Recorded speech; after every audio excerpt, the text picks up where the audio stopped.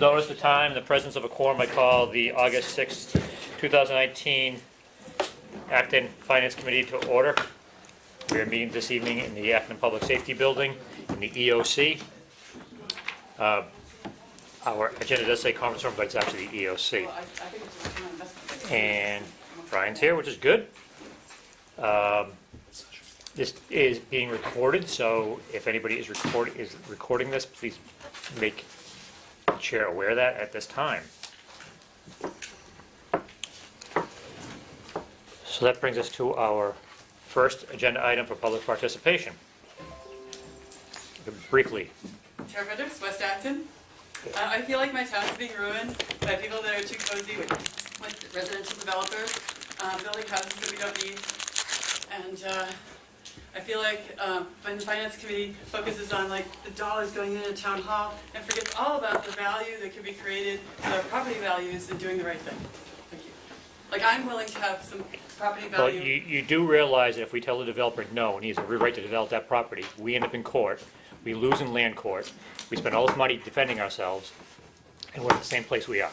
Yeah, so we could, there's bylaws that we could change that don't have grandfathering, but I can come back another time. You can bring the bylaws up to the Yes. planning board, and the zoning board of appeals. That has nothing to do with FinCom on zoning.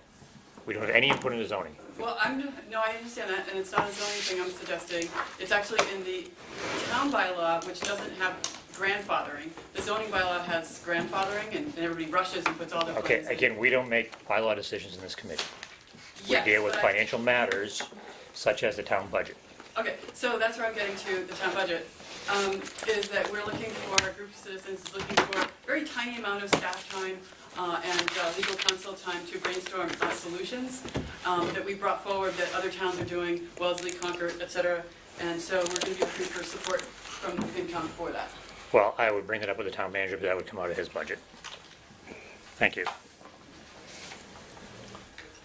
Mr. Chairman? Yes, Mr. Benson. Okay. I'm going to have to leave during the meeting, but I wanted to bring a bit of good news. We received notification from the Department of Housing and Community Development yesterday that our certification for a 2-year housing production plan, Safe Harbor, was approved on August 2nd. The 2-year Safe Harbor is effective on July 19, 2019, and runs through July 18, 2021. So this would give the ZBA the wholly discretionary authority to deny any 40B comprehensive permit application without providing a fact-based reason for denying it. Okay. That's very good news. So what happens after the end of that 2 years? Can we reapply at that point? Yeah. What we would be in a position on with the Powder Mill development would be, that's 230, let me just give you some quick numbers here. We were at 571 subsidized units. Our target to get to 10% is under the 2010 census is 848 units. We're at 571. The 86 Avalon units plus the 230 Powder Mill units, which should be getting the project eligibility letter late this year, early next year, and probably by late spring, their comprehensive permit would be approved. Those 86 and 230 units would push us to 887, which would be 41 above the 10% threshold.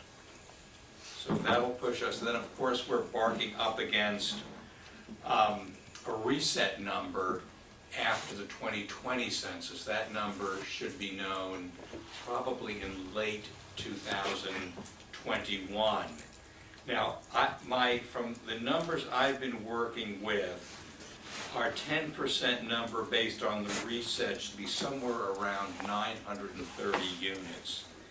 If we're at 887, we have in the pipeline 31 senior affordable units at 446 Massachusetts Avenue and the 348 to 364 Main Street, another 31 units.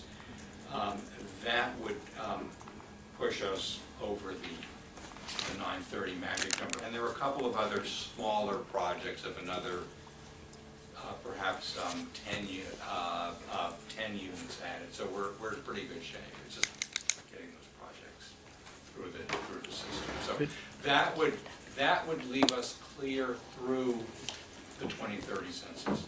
Great. So we could approach housing in a much more thoughtful and responsible way and reacting to developers. So we could put a huzzah into the minutes. Maybe at least 3. Very good. Mr. Chairman, Great. Yes, Dave. just a quick follow-up. So we have safe harbor until the 2020 census, at which No, point? we have a 2-year safe harbor. The housing production plan safe harbor is separate from the 10%. It's based on housing production during a 1-year period. So try to think about it as 848 is our 10% target. We've added through the Avalon project 86 units. So that is 10%. 10% gets you a 2-year safe harbor. If it were 44 units, it would be 5% or a 1-year safe harbor. So it's a separate count from the 10%. I guess what I was just getting at is that the safe harbor timeline overlaps with when It does. the new census would be done, and by your math, it's around 930, at which point there should be enough units to get us to 930. And unless there was any decline in the number of units, we should be good into the 2030 census, just to paraphrase. Yes. If we could push those 2 senior affordable units and get them through, that should put us over the 10% based on the 2020 census reset number. Just a question. Go ahead. So census measures number of people. We know how many units there are because we permit them. Why do we have to wait for the census? Because that's the way the 40B law operates, and the practice of the Department of Housing and Community Development that is the oversight agency. It's not based on people, it's based on the number of residences at the time they take the census in April of 20. Thank you. 40B is a complex, Very, very complex. no easy. So I took that one a little bit out because John's leaving early, so that was our selectman liaison. Liaison from the Board of Selectmen. So the North Acton Fire Station update with our town manager. Yes, thank you. Do you want me to come down there, or where would you like me to be? You can come down here, it's fine. Where exactly would you like me to be? This is a splitting line, and if you want, I'll come down here and see what happens. All right.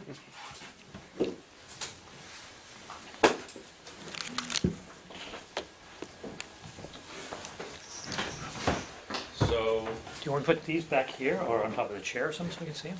well, no, Okay. that way so you can see them. That's good. So, That's good. So, thank you for having me here to talk about the fire station project. As you all know, the North Acton Fire Station project started a few years ago in its current makeup. It's a project that's been talked about for many years. The site that was selected by the town is 66 Harris Street, which is, if you're not familiar with it, Harris Street is a street that connects Main Street and Great Road over near, on the way to North Acton. And last year, or in 2018, design funds were approved to do the design for this project, and that design has been proceeding. This year, we've held a number of public forums to try to provide an opportunity for the community, and particularly the neighborhood, to see what's going on, what's being proposed, and allow them an opportunity to ask questions. And there's been some great questions, both about fire department operations and about how it may impact the neighborhood, and some comments about how it may look and interact with the community. So what's before you is the site plan, and if you're familiar with the property, it's currently the location of the former Fish and Wildlife Office for the state fisheries operation, and there's a building right about here. So that building would be demolished, and a new fire station would be constructed here, not far from the road, because there's some wetlands in the back that we need to stay away from. There would be a small parking area meant to be for public that are popping in for a question or for other business. And then there'd be employee parking in the back behind. There's actually a garage on the site that we're not going to remove. It's a 3-bay garage, which will be great for storage and just to have some more space. So we're going to keep that there, and then the parking will be behind that. And there'll be a room for fire trucks to drive in. It's a 3-bay station. There'll be 2 bays that they can drive into. The ladder will be stationed here, so they'll still have to back in to get the ladder in because it's a big piece of equipment. It's about 12,000 square feet. The footprint is 11,800, but there's a small mezzanine plan for, actually I can show you the floor plan. So this is the floor plan. As I said, three bays, 1, 2, 3. There'll be some firefighting and fire equipment, maintenance and storage operations over here. Secure medical supply storage. It'll be the locker room, decon room, and decon laundry, and then regular laundry to provide all these services that a modern fire station requires. Most of these things are not in our existing fire station, so it's going to be a really great addition to our department to have a facility like this. There'll be living quarters, fitness, shower facilities. There'll be a small conference room. It's about the size of, it's very small. It's a little bit bigger than 121, which is in town hall. So it's not meant to be for lots of meetings, but it's a place for the fire group to kind of have a debriefing or any kind of a training or just a discussion. There's also a watch room out towards the front for people to actively see what's going on, and there's a public vestibule here. The look and feel of the building is like this. I'm just gonna put my hand right here for a little while. This is so there, the materials and the exact textures of the building will be finalized as we finish through, but this was the concept that resonated with a lot of people. The design review board, their direction to us was, we're not building a fire station for the history of Acton, we're building a fire station for the future of Acton.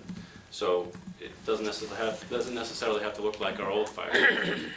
It should look like a fire station, but try to have some elements that introduce some new elements into our building look. So, with some of the things that are incorporated in this design are natural light here above the apparatus bay to help with safety and reducing the amount of electricity we'll need. Some of the big picture goals that we're trying to implement in the design are not to use natural gas in the design. We're going to use ground source heat pumps. There'll be ground source heat pumps to draw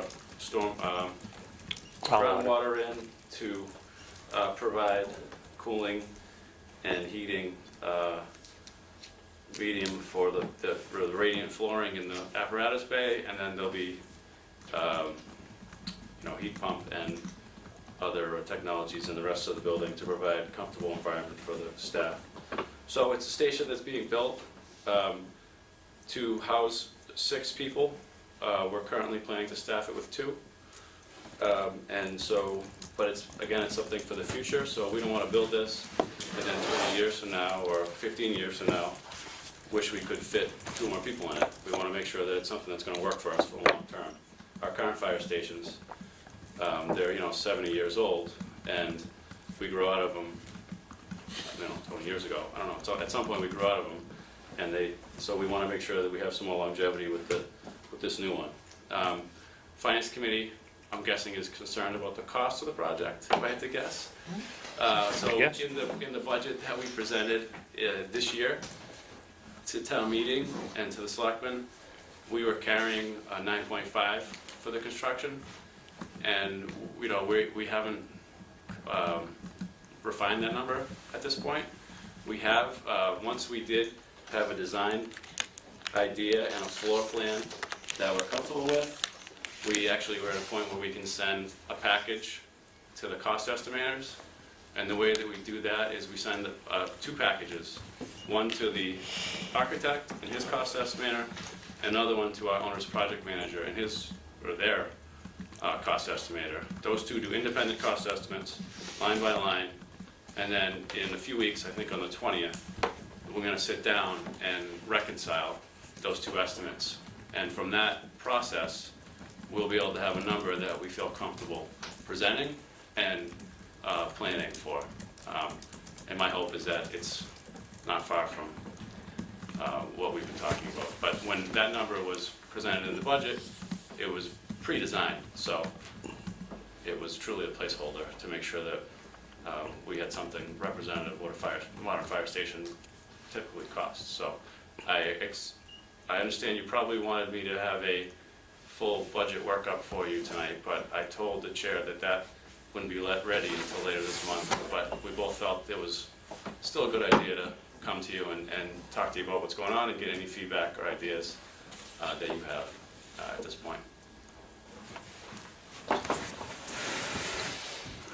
One question is, what are the taller buildings in North Acton? I don't know off the top of my head, I can't really think of many that are more than 1 story. Avalon, Insulet, Yeah. some apartments, other apartments on Gray Road, Robbins Brook. Brian, that's Brian's expertise. What else? We pretty much stated them. Huh? Yeah. There's a couple on Nothing over 4 stories. 2A. Strawberry Hill office building, that's a 3-4 story building. Steve? I'm good. Brian? Is Jason? this a reference architecture, or was this custom built to conform to the parcel? What was the first part of the question? This is a reference architecture. There are plenty of fire stations with set designs. Was this a reference architecture that came off the shelf and was adapted to this parcel, or was this custom built to conform to this parcel? I think what they do is they take a design off the shelf and then they modify it to meet the footprint that we have here. But the architectural firm that we're working with, Castle Boost, does fire stations all over the country, and they have a great, I'm sure they have a great shelf, so to speak, to pull designs off of. And I think that was part of the reason that we went with them, is that they have a lot of ideas and expertise about ways to do these in a most cost-effective way. The constraints that we were dealing with on the site presented a challenge, but they didn't drastically change the way the building looked. I mean, we were actually looking at a 2-story plan, which would have tightened the footprint up a little bit, but that would be more expensive, no matter what way you look at it. With regard to the footprint, if you go back to the first slide that shows the first slide that shows the footprint, doesn't look like even though it looks like there's pavement behind, that's not large enough for the engines to turn around, correct? So they're going to be backed in all the time? So the ladder truck would have to be backed in. All And the the other other two? equipment that we operate will drive around. They can- This is not final design, but it's going to be That's designed. that's big enough to Yeah. to make that U-turn? It'll be designed in a way that's all the apparatus, with the exception of the ladder, will be able to get around here. Okay, That's the idea. because that looks tight from here, but I trust that was fully thought through. Yeah, so you say you're trying not to use natural gas. When will the final decision on that come? And are you going for triple net zero, quad net zero on this, like the school building is, or are you faced with the same visits from the public saying that you absolutely have to be carbon zero? Well, the Board of Selectmen adopted an environmental sustainability policy this year, which asked us as an organization to make environmental sustainability a factor in all decisions that we make. So you're And so aiming for it, but when do you? We're not, there's no mandate to have triple net zero. Okay. We are trying to incorporate as many net zero technologies into design as possible, and we feel very strongly that the ground source heat pump solution that we've identified based on preliminary estimates, has a minor incremental upfront cost, but return on investment is excellent. So we feel that it's a good investment if we're able to fit that into the final design. And that is that's what you sent out to the cost estimators, correct? Yeah. The HVAC system built on that. Yep, they're gonna give us an estimate on everything. Okay. Everything down to the pavers. It would be great if we could get what that number of years ROI on the heat pump system versus a traditional system would be. I'm not quibbling with the Board of Selectmen goals. I just want to know the hard numbers. If this is a 50-year building and it's a 40-year ROI, well, maybe it's not such a great idea. If it's Not 40 years. well, No. it's the school building side. It's potentially 20 to 24, so it does matter. So I'm curious to see what your ROI comes back with for that system. Sure, yeah, we can provide that information. And then, oh, don't do that. And then, for the actual financing of this, are you planning on using bands, or do you plan on bonding this all at once? And if you're planning on bonding it all at once, what time frame are you looking at for taking out the bond? So we're gonna finalize our recommendation to the board with regard to that, this end of the summer. But if you have recommendations, we'd love to hear them. I'm just curious to see if indeed interest rates continue to fall, bonding everything at once might be a better plan. But if we need to go with bands to wait until the construction is complete, I'm curious to see what the schedule and what the expectation for how that's going to shake out is done. Yeah, we're gonna try to do it in the way that is most cost effective, and we'll continue to monitor And then, how that bonding market looks and what makes sense as we get closer to December, or November, I guess. and the So we'll corollary figure for it out. that, since Brian is writing things down, is are you doing level principal or level payment?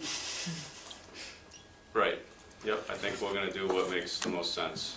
And I think there's trade-offs to both of those strategies, and I think we'll choose the one that makes the most sense. Would love to hear your rationale for why one versus the other.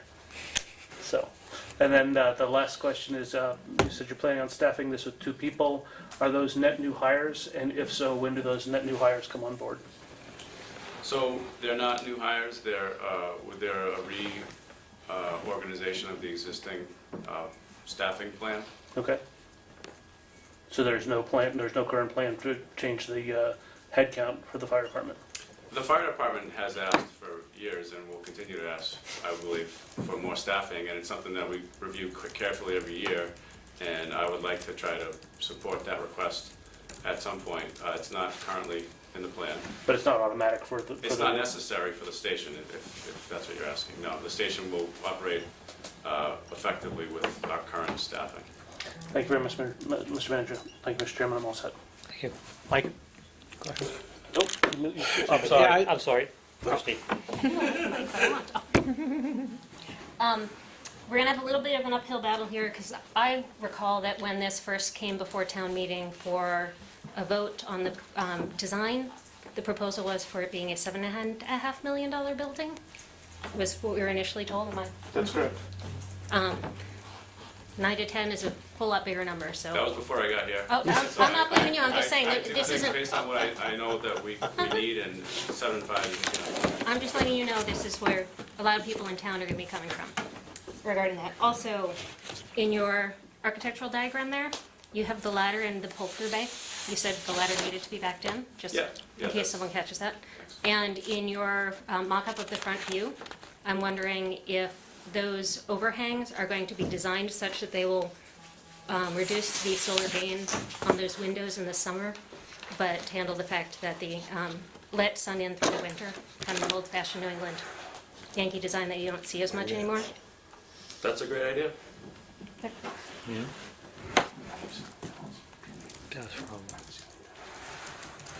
That's it for me. Okay.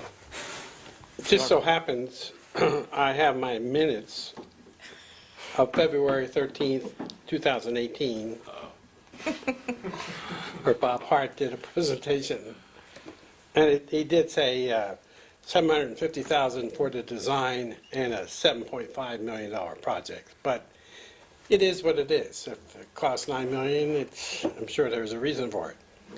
But I think the station looks very nice, and I think it'll be not only a technical fire and ambulance asset to the town, but an architectural asset as well. It looks very nice. Castle Bowles is also the architect for Minuteman, and they did a nice job. They know what they're doing.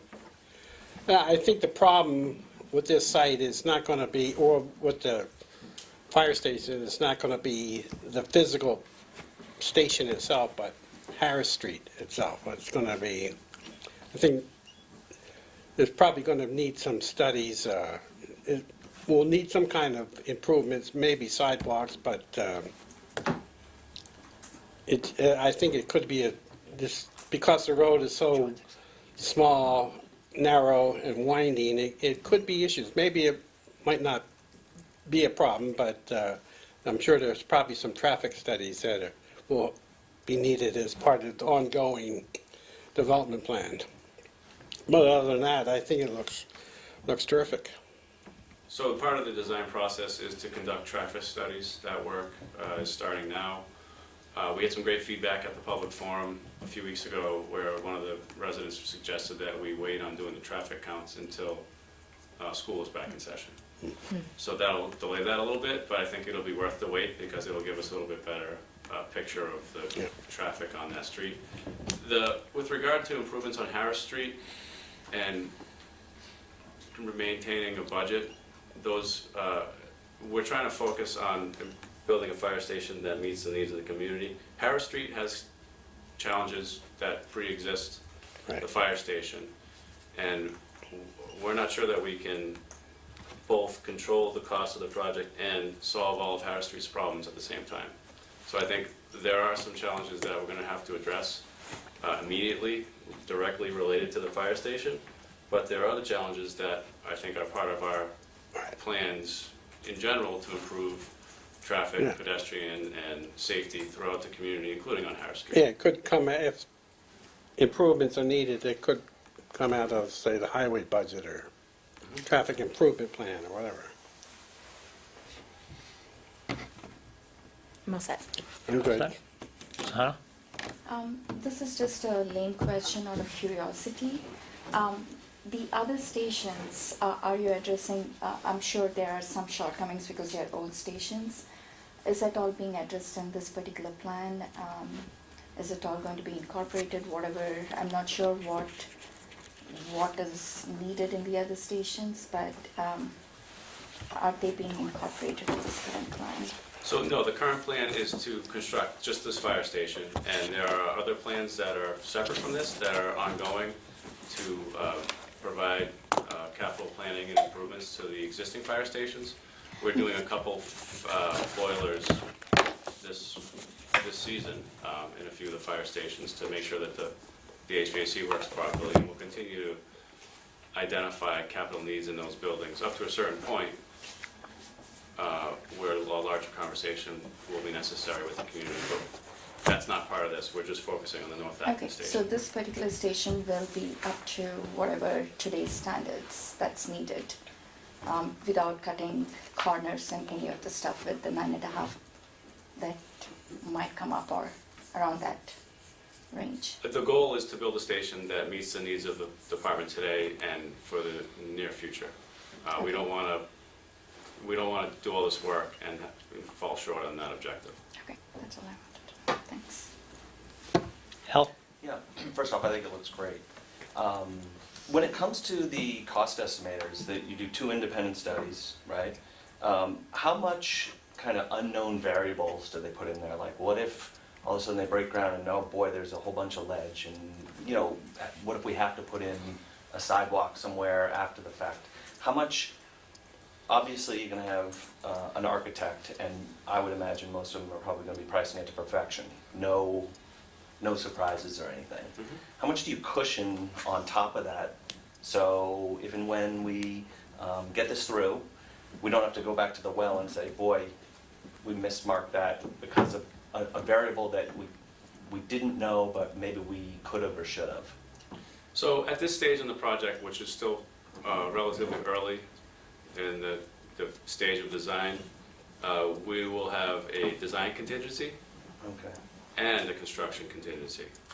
And as you complete more of the design, you can reduce the design contingency as more things are known and defined. And then the construction contingency will remain until you have a contract, until you get through all those issues. So there are various contingencies built into the cost estimate.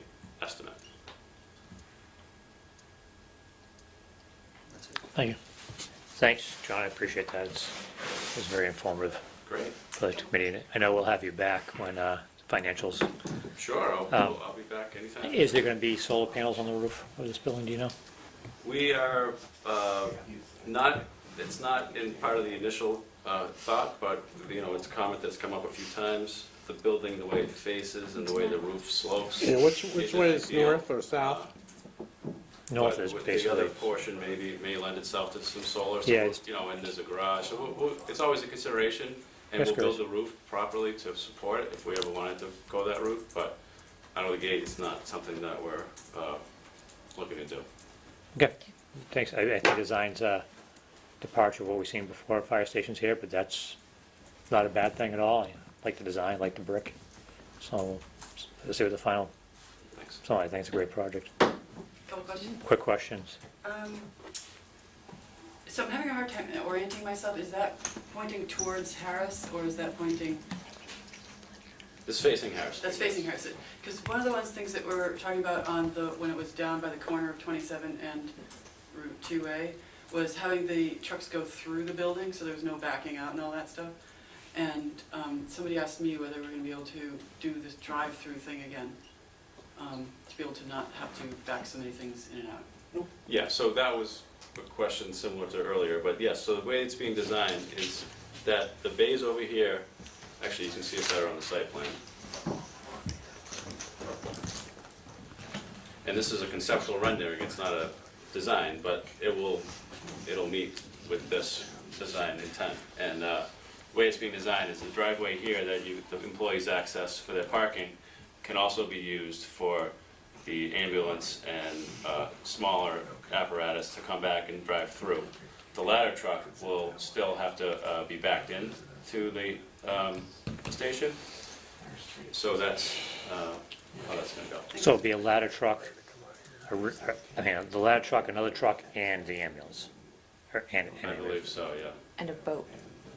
Yeah. That's just a Get a boat. There's a boat in that picture. I think they're just throwing random things in Yeah, there. to be there's honest with you, but definitely a boat in that we picture. do They have one. and, we Is make- that a central You one probably right don't now? want to have a boat in it on the But I day thought your of original town meeting. report from 2017 says that the boat is needed. Yeah, they need a boat, and then we have a boat We have already. a boat. It's at Central Fire Station right now. That's where it sits. All right. Thank you.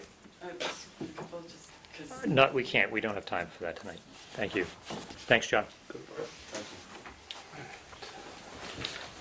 Mr. Bryan, you're on. So fourth quarter results, 2018, so you all probably received a copy of this from Steve Barrett last Wednesday evening, I believe, or late afternoon. It's just kind of his update to the Board of Selectmen and to the town manager and kind of the FY19 operations and the way we see it today. If you can tell, if you've all read the memo, we had a good FY19. One of the areas that we were concerned with, or that John was concerned with the town manager going into FY19, was the amount of reserve use and the amount of replenishment. And as you recall, in FY19, or going into FY19, our replenishment was not at the levels that we had normally anticipated. So we did not put back in reserves what we had spent. So it was a concern of John's going forward. We knew that we had some bonding issues coming up. We knew that this was going to be looked at with the bonding agencies. So John, at the very beginning of the fiscal year, met with finance staff, and he came up with a plan going into this fiscal year to have a minimum of a 2% turn back. So that was the plan pretty much right out of the gate. So 2% on a $34 million budget. We were targeting around $700,000. So we met with department heads and we tried to, discuss with them potential areas where they could cut or at least not spend. One of the major areas is we had some vacancies, and Steve addresses it here in his memo, and we weren't going to fill those vacancies unless it was critical to the operations, and whether those vacancies could be delayed for a little bit. Because along with those vacancies is also the benefits package, so you kind of get a twofer, if you would. And so you're going to see that in some of the detail here. So it was one of the areas that we had looked at, as well as other areas that we could potentially not spend, and kind of addressing any issues and concerns. And if department heads had any issues or concerns, they should address that up front, and we would try to work together as a team to solve any issues or problems that they might have, if they potentially didn't see any areas in their budget that they could provide a 2% turn back. So that was the goal from the very beginning. As you can see, going through the memo, under FY19 expenses, we returned about $927,000 of unspent budget money to basically the free cash calculation. Now, these are all preliminary numbers. State Department of Revenue still has to certify all this, and frankly, we're still in the middle of closing books. So these are very preliminary numbers. This is not a done deal by any means. But right now, we feel comfortable with a $927,000 turn back. So the goal was $700,000. We come in at about 2.25 higher than that. Some of the areas, as addressed here, was the finance, operations, benefits, prepayment discounts. We looked at that. We had some savings in health insurance.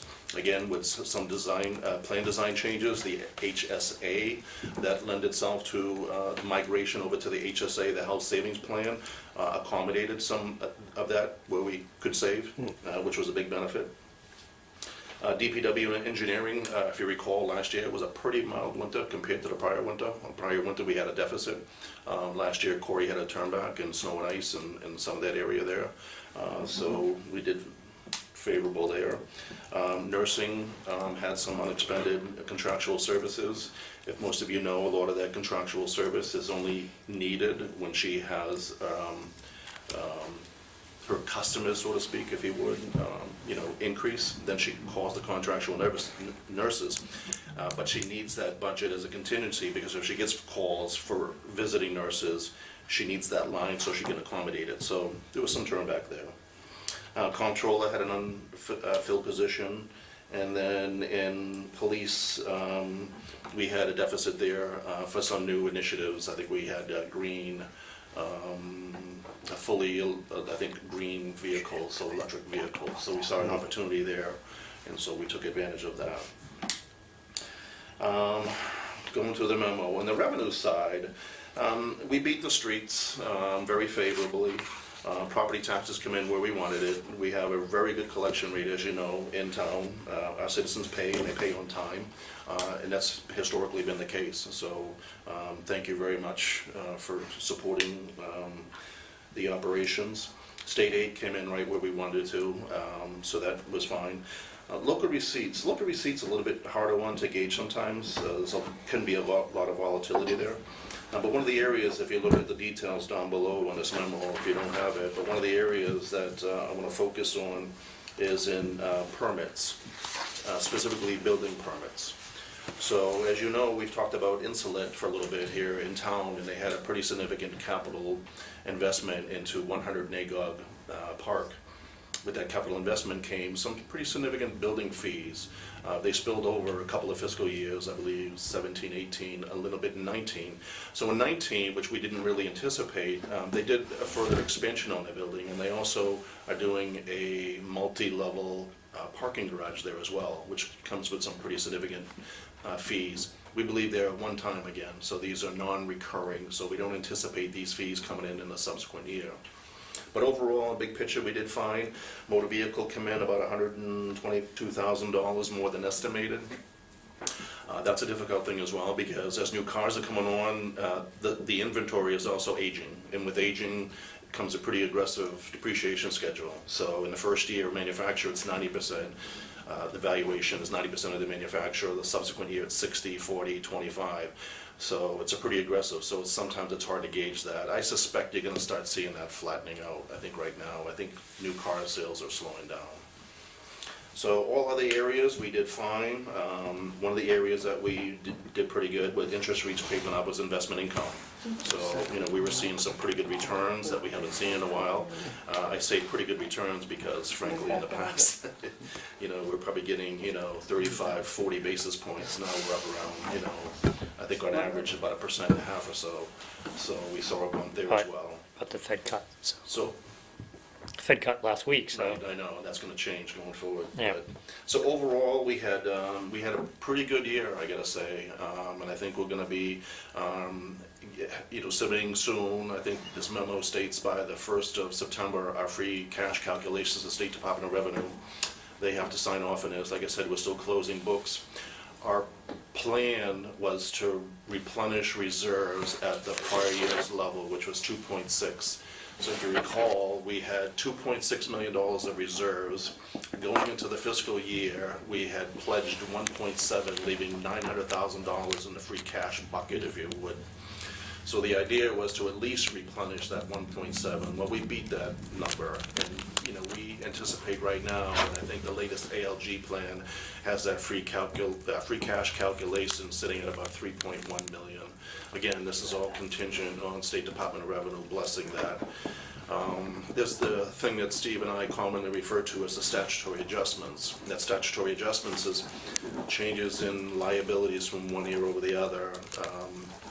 Areas where you may have been pledged certain grant money or gift money, but it may have not come in yet. Sometimes they'll hit you for that and reduce your free cash calculation, or if you have a commitment letter, they may not. But again, there's a lot there. One of the things they looked at a number of years ago is the HIT, the Health Insurance Trust. The Health Insurance Trust, as most of you are probably aware, we're self-insured. And so if the trust itself is running a deficit, or if they have a liability, they will actually hit your free cash calculation. That's not the case this year. We got plenty of money in the health, but that's an example of things that you don't know until they come up. So they're kind of curveballs with State Department of Revenue, but it is caution you. So it's all preliminary, but I think in the big picture, we're in pretty good financial shape. So. Questions? Put another Start down this in end. the minutes. Al, any questions? I'm all set. Sahana? Christine? I'm good. Mike? Huzzah. Christie? I'm curious, you said that we had planned on using 1.7 in reserves, but you're looking, adding your two numbers, I don't see returning more than 1.7, so how are we getting from 2.6 to 3.1 million in reserves? That's with the statutory adjustments, Jason, so that. $500,000 of statutory, $500,000 of statutory adjustments? We had an article that was closed out, so the article for the Memorial Library roof was $1.2 million, I think, and it ended up costing about $700,000, so that article was closed out to about $500,000.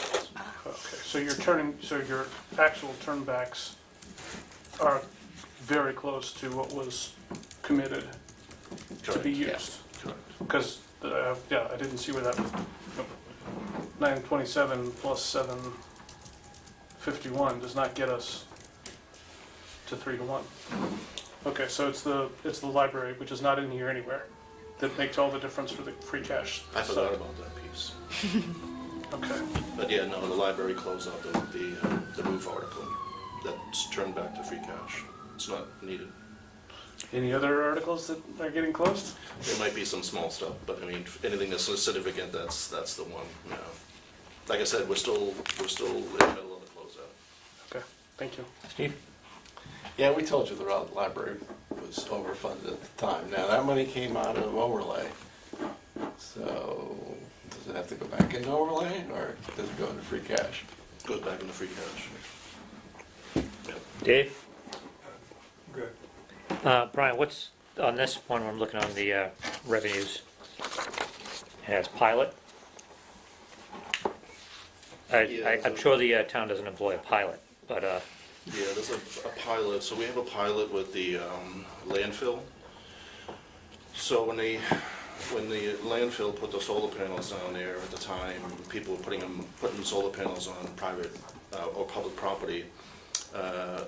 Massachusetts general law really didn't know how to handle it. Everybody was kind of doing their own thing, if you would. So prior to any changes in the general law and guidance from State Department of Revenue, that revenue was going into, I believe, our Green Efficiency Fund. State Department of Revenue come out and said, no, a portion of that has to be a pilot going into the Green Efficiency Fund, and then a portion of it has to be calculated in either deemed to be personal property or real estate. Either methodology was fine, but they wanted that to be part of the town's valuation. So we chose to break that out and call it real estate, so it's part of our tax recaps calculation in determining the final values of the town. It's like $1.3 million every year, and they wanted to hold that constant. So that pilot would be the component that goes into I believe, that green efficiency, if I get that correct. I believe that that's what that is. And we also have so we're getting revenue. Pilots for ACHC, so Acton Community Housing Corp. So they pay us a payment in lieu of real estate taxes, and then also the town of Concord, the town of Maynard, I think, for small land. It's change. So we're getting paid by the company that owns the solar panels. Palo Verde, correct. Yeah. And- Basically leasing the property. And from what I understand from that is that after X number of years, they're gonna be done with whatever they do. Then the town gets to buy that from, It's a 20-year program. so 20 years, or how many years are left on it now? It's, I think 20 years we own it. so I then believe we'll, was the arrangement of the agreement. we'll own the thing outright, I believe so. and then that'll be just for the benefit of the taxpayers, obviously, at that point. Yeah, I'm not sure, it's, I don't know. What's the miscellaneous? What's, Third largest line item is miscellaneous. What's in the miscellaneous bucket? Miscellaneous stuff. Yeah, That's, it's a significant percentage of your turn back, so what is it? so there are things that State Department of Revenue doesn't let you put on your tax recap year over year. They call it miscellaneous. These are non-recurring. These may be, payments that come into the town that historically don't come in for one-time hits, if you would. Some of this may be tax title interest, the interest, late interest that gets paid off. That goes into a category called miscellaneous revenue. It's kind of a catch-all for stuff that historically does not repeat itself year over year. You never know when you're going to get a tax title payoff. I mean, yeah, we get some, but again, State Department of Revenue will not let you budget for it. So they call it miscellaneous revenue. Can't be that much money though, right? $90,000 tax title payoff? We've, but this is not, so when I say the payoff, it's not the principal component, because that's still part of your real estate, but it's the late interest component. Again, so that seems like it's very hard to get to $91,000 Yeah. in late interest payments. Yeah, you'd be surprised. What else is in there? Is there anything else in there that you know of? Not off the top of my head. I'd have to drill into it. Seems like a lot of money. And why don't you just give us a breakdown of it next meeting? Why don't you just give us a breakdown of the $90,000 next meeting? We get it there. Thank you. Point of view drafting group. You're gonna wanna switch sides. We're gonna switch sides? Well, I Oh, we're gonna see up I there. don't know how else you're gonna All right, see. let's switch sides, I don't have everybody. anywhere else to put it. Just turn around. Or just turn around. Right?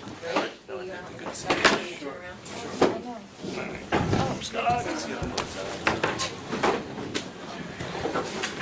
Thanks, John. Thank you. Thank you.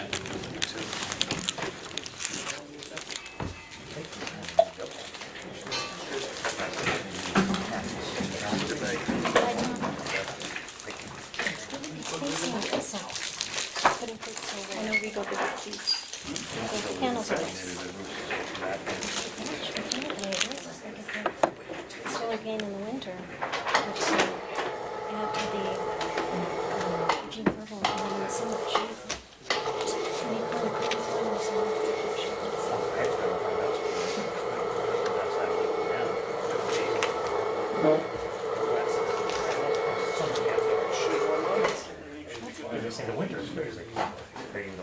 Okay, so let's come up on the sides. And On the it should come sides. up in the center as soon as the center one's up.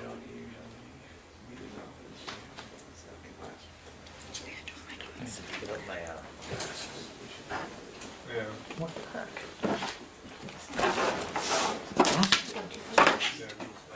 I'm definitely too close. I want it to not. Yeah, I think I can look at that.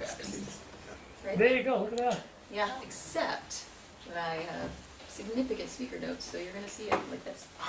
It's all right. Strap in for significant changes. The group got a little crazy while I wasn't paying attention, and we got back together and we made a lot of awesome changes. Awesome. Yeah, so, 2.1 now. Yeah, it's 2-1. It's 2.1 now. You say 2-0. For purpose of sticking with our OML I- replacements, it's got to if be you 2.1. look up here, you can see that I've saved it as 2.3? 2.3. I just haven't changed that right there. There you go. Good. Okay. So, the first thing we want to have is some demographic information, but I'm holding out for some updated information if possible.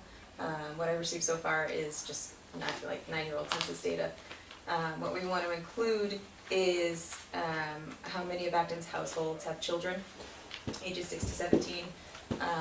This demographic layout of our town sort of gives everybody a better idea of who's paying for what. Because I think there's a lot of ideas that all the school-age families are paying for all the school-age things. So that was, right, that's where we were coming from. So I don't have this data yet. It's a very exciting slide. This one has not changed yet. What I've included is speaker's notes that will print when we print this out for our audience. Rather than cramming more things onto the slides, we decided to get more detailed with the notes so that we'll speak to it when we present it, but when they take it away, they can go back and reference the notes. So what this says is, as a town, we are in a very good position, economically speaking. We have a median family income that is greater than county and state averages. Our home values are higher and our unemployment rate is lower. In a nutshell, Acton as a whole is doing very well for itself. Otherwise, that data has not changed in a while.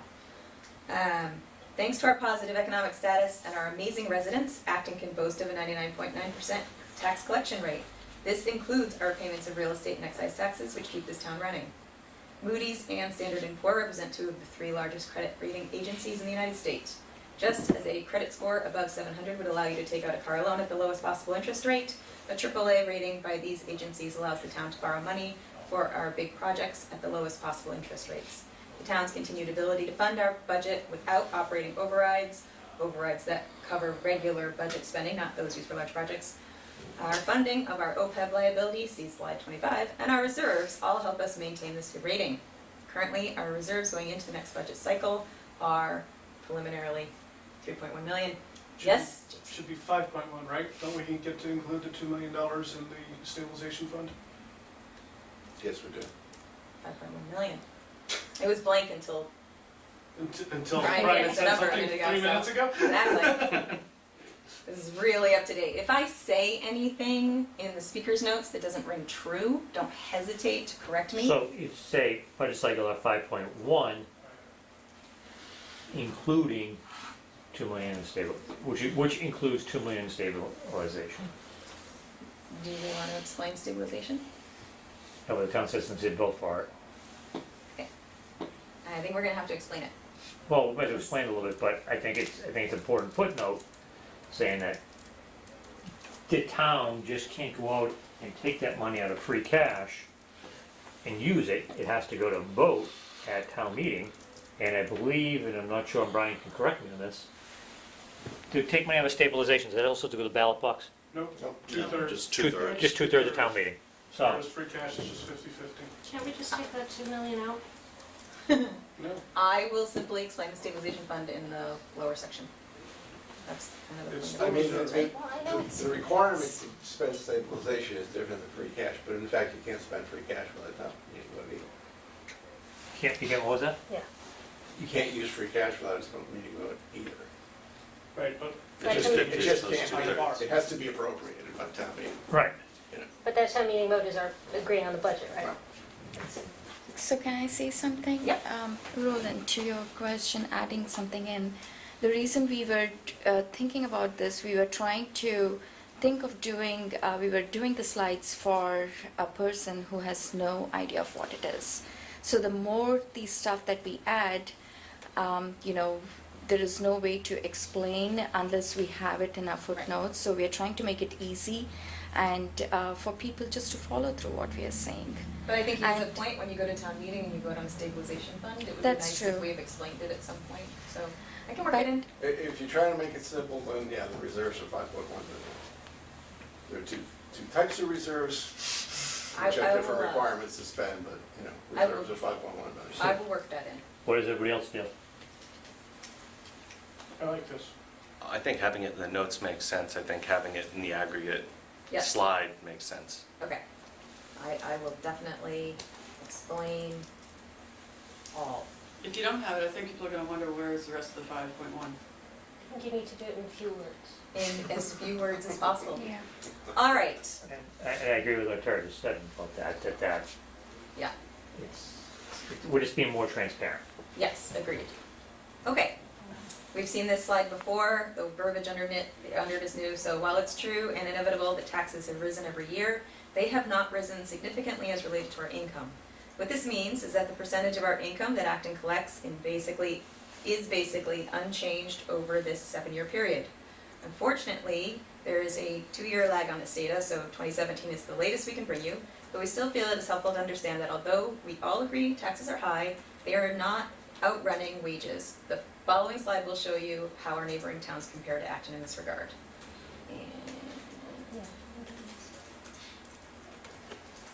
And that is this one. So the left side of this graph refers to the tax burden as a percentage of income for each town listed. We talked about having this slide in or out. I know, Christy, you wanted it represented as the percentage of income, which I made it the percentage of income. It's our affordability from the previous slide, right? Yes, it Tax is. burden. It's this same equation of average family tax bill divided by average family income historically for neighboring communities. Look at Concord's. Look at Boxborough. That's why I wanted to show this. Foxborough's a U-trip, round trip. With Foxborough's. The red line. The red one. It's surprising in Boxborough. You got a deal on your schools a couple of years ago. Right on there. Yeah, then you can see it fall down. All right. It was brought to our attention that in our POV, we don't really talk about our budgets. So here they are. I recognize those charts. They're right on the warrant thing. They're lifted straight out of the warrant. Uh-huh. I figured that was a good place to get them. Yep, like I said, I recognize them. So, the town budget is represented smaller because, you know, it is. These represent the FY20 budgets for the town and for the schools, and a high-level breakdown of the spending categories for each. These budgets were approved at the April town meeting. And you're gonna get asked the age-old question, are those accurately proportionate pies? I eyeballed it. Good, perfect, How's that? love it. So yes, Right? Yes. They're yes. exactly as. What does that say, snow? Oh, sorry. Does that say snow? I can't, The diameter. It does of say the snow. School should be twice the diameter of the town. Oh, it's, yeah. Should. Let's just say it is. Let's pretend. Well, my husband wanted me to be more accurate with that, and I suggested that nobody would be able to read the town budget one if I shrunk it to that point, so I've left it as is. This slide is unchanged. The red here is basically the leftover debt we took on to pay for the Parker Damon building, as well as updates to the high school. As you can see, this debt all but disappears in 2028. What is the blue? What is the town debt that's on here? I know some of you know. The building we're in now. One of them. It's a Town fair debt. chunk of the building is the building we're on now. The public safety facility. Anything else? Sewer. No, no sewer. Okay. Brian, can you think of anything? Land. I'm trying to think, I know We don't that take- When was the addition put on the library? the twin school, but this twin school, we get a, That's the That's- red. That's the the red, red. they, is the twin school red? Yeah, that's the it. school portion is red and the town portion is blue. So we paid off the Is the library paid off? Memorial Library That's in paid Narrow off. Park, that just got paid off in 18. I think that's the only thing I think of is right now is just the public safety facility. All right. Well, are we sure It that, was 06, that was 20 years, so. doesn't make sense though, too. There's gotta be Sure some, does. there's gotta be some of the small stuff. We have a couple fire trucks that are, we're paying off. There was a ladder truck in there that did not go through the enterprise fund, that's general fund. And there was, A couple of engines. there's 3 other engines in there. Yeah, there was a couple of subsequent small issues. And do we, I have a breakout somewhere of that, but did we bond a bunch of police cars a couple of years ago? I think so. I don't think so. I think they came out of, I think that came out. the ladder truck was a 15-year, and then we had the 2 pumpers that went through the was job. it 2 or was it 3? And then the public safety You know, facility. I mean, like Wright Hill, I mean, Land, yeah. it was, Do we it bond was the land? CPC, it's Yeah, that's CPC. serviced under CPC, but it's general obligation. Still, that's right.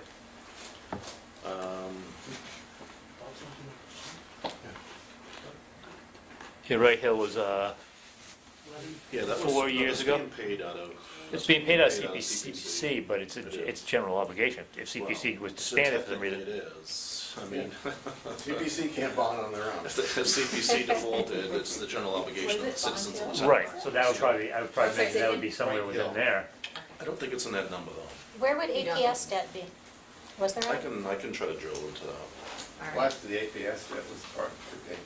And Jason, you were Yeah, gonna but would look for that some really be in the longer red? term Wouldn't that be borrowing in red? trends on this. Yeah. It would be now because of, You don't have to, but Yeah. you It would be in the red? wanted to. Well, I thought the deal was that when we regionalized, we kept that debt for we us. kept the debt, so Parker David would be in blue. Yeah. So the red, but the red should be high school stuff? Yeah, early 2000s, we rebuilt the junior high and high school. Yep. Oh, Parker Dimmond's in blue. Yeah. I see. And that's not the annual debt service payment, that's the outstanding principal, I believe. You were junior and senior high, you were really high, yellow high. Yes. Sure. Are you sure about that? No, that's There's No, no this way is, that's this is just the payment. service. Well, I'm just looking right now, because right now on the tax recap, no, this, I'm assuming, so this is debt inside and outside Prop 2.5? This is all debt. That's Sure. outside Prop 2.5. Maybe it's dead through. Because I'm just looking in 17 at $4 million. I know in the tax recap, You can go look back at it's the about plan. $2.5 million, which is outside of Prop 2.5. This is the numbers that you originally gave me. Christine? Yeah, so you, You have the Representative spelling. spelled wrong. Yeah, Appraisals, like, full meaning. she would catch it later. I don't know, she would, but, All right, so we need to We'll review these numbers. review and confirm what is in what is in this, these numbers. Sure, English good. Okay. So that's it for our town. It's a little more than we had in there before as far as the state of the town. And we talked about adding an entire section called Coming Projects, which basically goes away after December 10th. But until then, seems really important. So, Coming Projects, the Twin School. Each slide is going to include what it is, why now, the cost and the recommendations. So, what it is, it's the Douglas Meets Twin School Building Project. Why now? A few years back, we hired a firm, Dorn Whittier, to look at all of the buildings owned by the school district and assess what sort of issues, upgrades, etc. they may need in order to continue to service our student population. The findings were clear that 3 of our schools were in a sad state of disrepair. This is not to say that they had been neglected, it's just that the schools were built over 50 years ago and they were not designed for longevity or current safety and accessibility standards.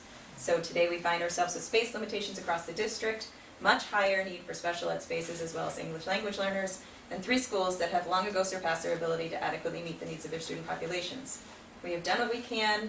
We have done what can be done over the years to shift students around, turn workspaces into classrooms, add on supposedly temporary modular classrooms, and even in the case of Douglas, make use of basement areas that don't even have flooring as workspace.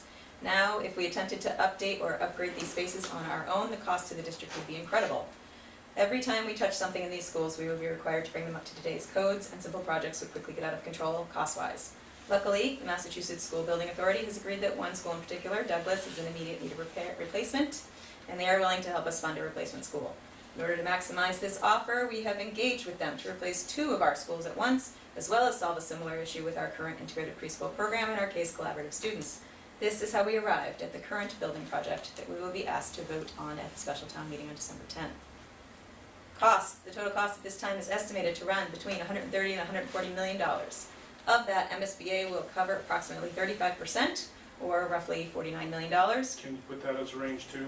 Or roughly 45 to 49 million, Acton responsibility 72 to 77 million. Sure. Boxborough will also be voting on this initiative, as they will be covering 15% of the costs. That leaves Acton residents with the remaining 85%, or about $77 million. I'll make it a range. 45 to 49, 72 to 77. Done the math already. I just did it. It's 45.5 if you want to be exact, but I say just do 45. Would Boxborough have to cover 15% of the total cost gross or net of the MSBA funding? Net of the MSBA, What was the second number, Jason? 72. No, we're not saying that everyone who speaks to these slides has to read the No. notes. This is just what's going on with people. This is what's going home with people. You can read to them if you want, or you can just give your spiel. But when they take it home, the high level data doesn't really give them all the answers if they're not familiar with what we're talking about in the first place. Why did we add the bullets about Acton Integrated Preschool in case? Because they're in there. We're solving a bigger problem than we, But Yeah, there what- are things that aren't as well understood as Douglas and Gates. So now you're gonna have to explain what case it is, you're gonna have to explain what Acton Integrated, and I don't know that adds anything to the message. so, sure, no, I hear what you're saying. From my point of view, I think the more we're getting out of the money we're spending, the better, but. Call it Acton Preschool and special ed or. Because it's not Acton Preschool, there are lots of Acton Preschools. No, but Acton Public Preschool. It's important that it says integrated, because Okay.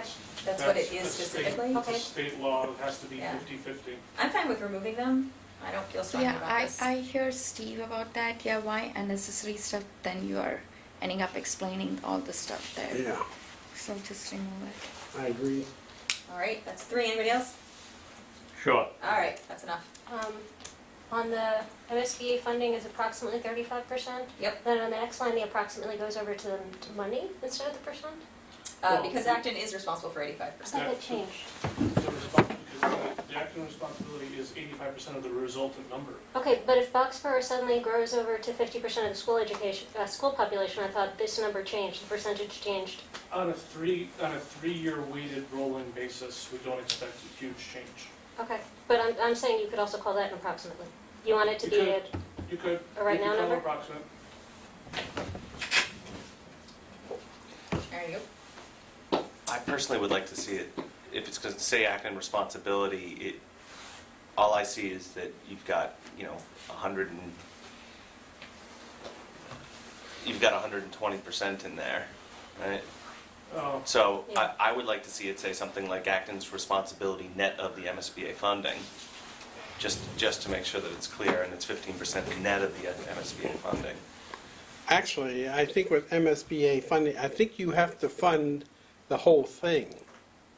Like if it's 130 million, you budget 130 million, and then you pay as you go, and then once the project is over, you get reimbursed your 35%. I think that's how it I works. think, doesn't it get reimbursed on a yearly basis though? Do you know, Brian? Yeah, like for the twin school, we get like 923,000 every year for that debt service. So basically, I think we borrow the whole amount and they give you their share, and that you use that to reduce the debt service to the citizenry. So if you're putting out $1.5 million in bonds, the payment say is $1.5 million, MSBA will give you, say, $500,000, so you show the $1.5 million, the $500,000 coming from MSBA, and then the net to the citizens is the $1 million. I guess the question is, when do they give you the 500? It's like every year. Every year they'll give you that. Yeah, that's a lockdown number year after year. Yeah. Yeah, there's no guessing. But like with school funding, as you're paying the architects and then paying the contractors and materials, I can't see the state being efficient enough to pay you monthly, pay us monthly, reimburse us monthly. I think they it's pay at the end of the, project. either yearly or at the end of the See, project. some of the rules have changed, I think, too, since we put the twin school out. So Right. I'm not, you know, I'm not sure, to be honest with you, but I know things have changed You can since. check with, David Rodolino. I'll take that responsibility. Hmm? All right. Thank you. Sorry, Meeting with them hold on on. Monday anyway. And the last thing on this slide would be our recommendation. So, I assume we're not ready to make one until we have final numbers, or are Agreed. we? Yeah, until then, okay. Coming projects, the fire station. The North Acton Fire Station, to be located at 66 Harris Street, would add a fourth fire station to Acton. As Acton's population has continued to grow, more and more housing has been developed in the northern part of the town. This change in Acton's demographics has required the current 3 fire stations to stretch their coverage areas in order to respond to emergency calls. At this time, our on-site arrival of emergency vehicles and personnel is greater than the 4-minute response time established by the National Fire Protection Association. By adding a 4th fire station, we can bring our response time into compliance with industry standards and better serve our community as a whole. This project is expected to cost $9.5 million. We hope. And we will, I assume, have recommendations once we have those final numbers as well. Just a question. Yes, The previous slide, where did you come up with this graph? it's on the North Acton Fire Station's website. It's on the project website. Chief Hart went over it with us in one of our meetings that you were MIA. I missed it. Yeah, you go on the website, on the town website. No, I know, I've You'll missed find it. this. Okay. Yeah. Minuteman, the Minuteman building project completed in August of 2019, correct? They're moving as we speak. Woo! So, if the building is done, why are we taking on new debt at this time? Just as you can't take out a loan for a car that is still in the manufacturing phase, and you can't take out a home loan on a house that is still under construction, we could not take out a loan on the Minuteman building project while it was still being built. As of September 1st, the Minuteman School is open for business, and our portion of that project needs to be paid for. What is the final number on that? What are we gonna bond on the Minuteman School? Total, Yeah, 94 million, I believe. 94 million. That's our portion? That's, that That's- gross, yeah. That's, Not our share, oh, you want Acton share? I want what we. Total is 94. I was not You know prepared for that number. It's funny you asked that because Steve and I need to meet with Kevin Mahoney because we're trying to do this as well. We're trying to put a debt schedule together. And one of the things we're looking at is, right now they've issued 2 bonds. They have not even, they're issuing, and Mike, you might know as well, they have a third one they're gonna be issuing, I think September of 2020 or 21, the final issue. And from what I understand from Kevin Mahoney is right now they're paying the interest payment on the current loans, and then once the third loan is issued, then they're gonna be making all the principal payments. And the reason for doing so, that way everybody's on the same playing field, because everybody's paying the same proportioned share of the outstanding principal. So you're saying, why are you telling me all this? It's a very complex matter, it is. And where we have Boxborough, our sister town, that we, share services with, and hence the 15-85 split. Think of how complex Minuteman is when you have 9 different partners, and you're trying to divvy up the share annually, and you're doing a 4-year rolling average based on your enrollment. And it's not just their operations, but it's also the debt service. Very, very complex when you think about it.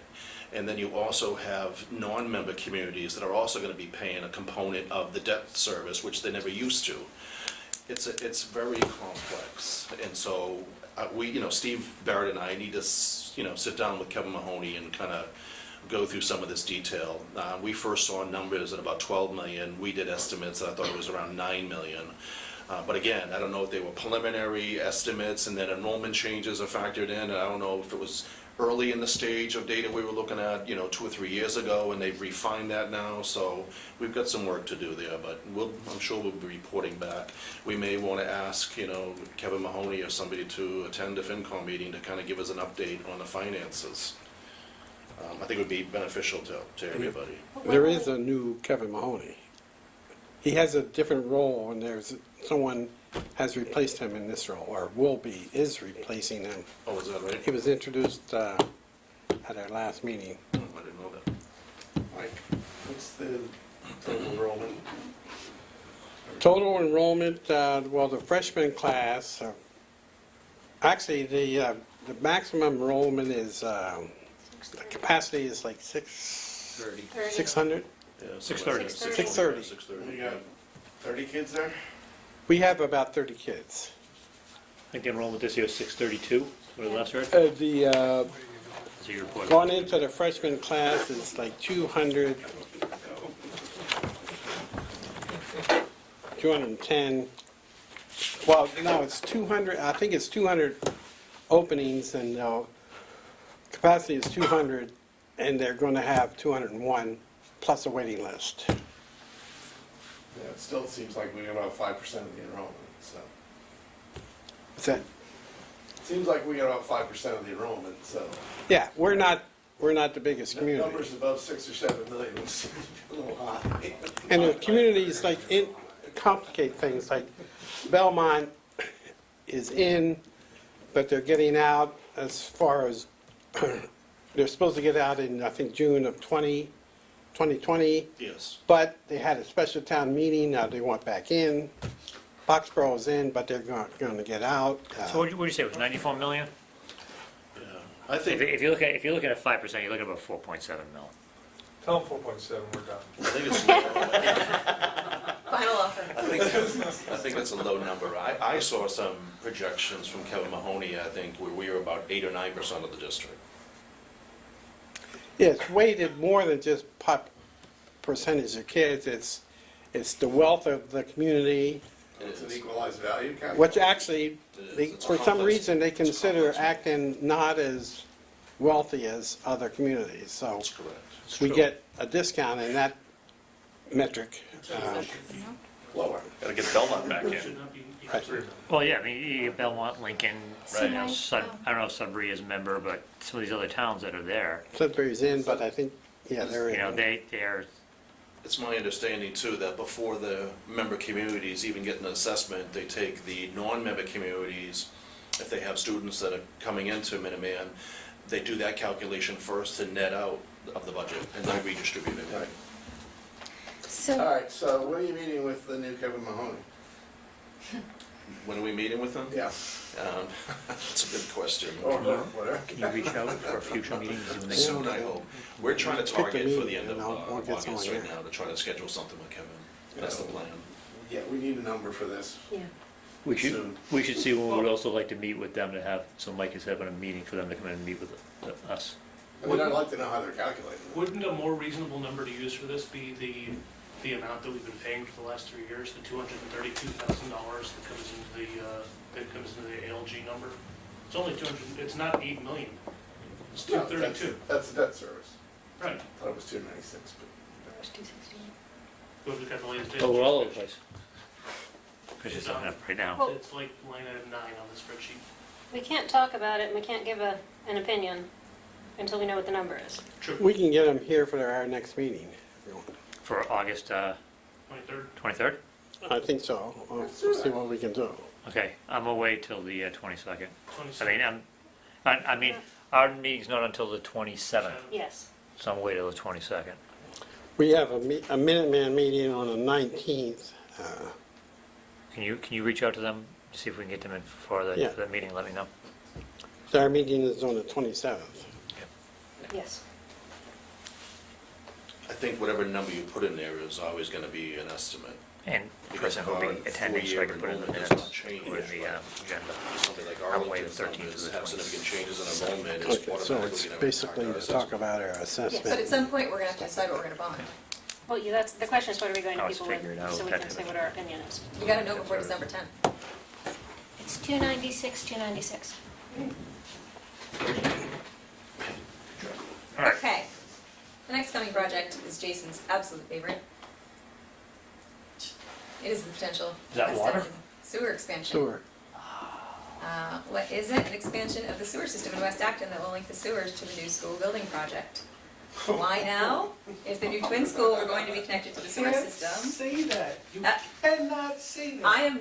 I am not endorsing anything. I'm telling you what the sewer system project says it is.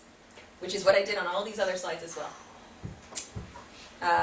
If the new twin school were going to be connected to the sewer system, and if the sewer expansion could be in place no later than August 1st of 2020, then the school would not have to invest in a septic system. They have more than that. That's what I put in our thing for now. We have no idea what the cost might be. We don't know if it's even possible for them to do it, but we know that they are determined to try to get on the December 10th. This is some Ballot. evil, nefarious group operating in the shadows. This is the cabal.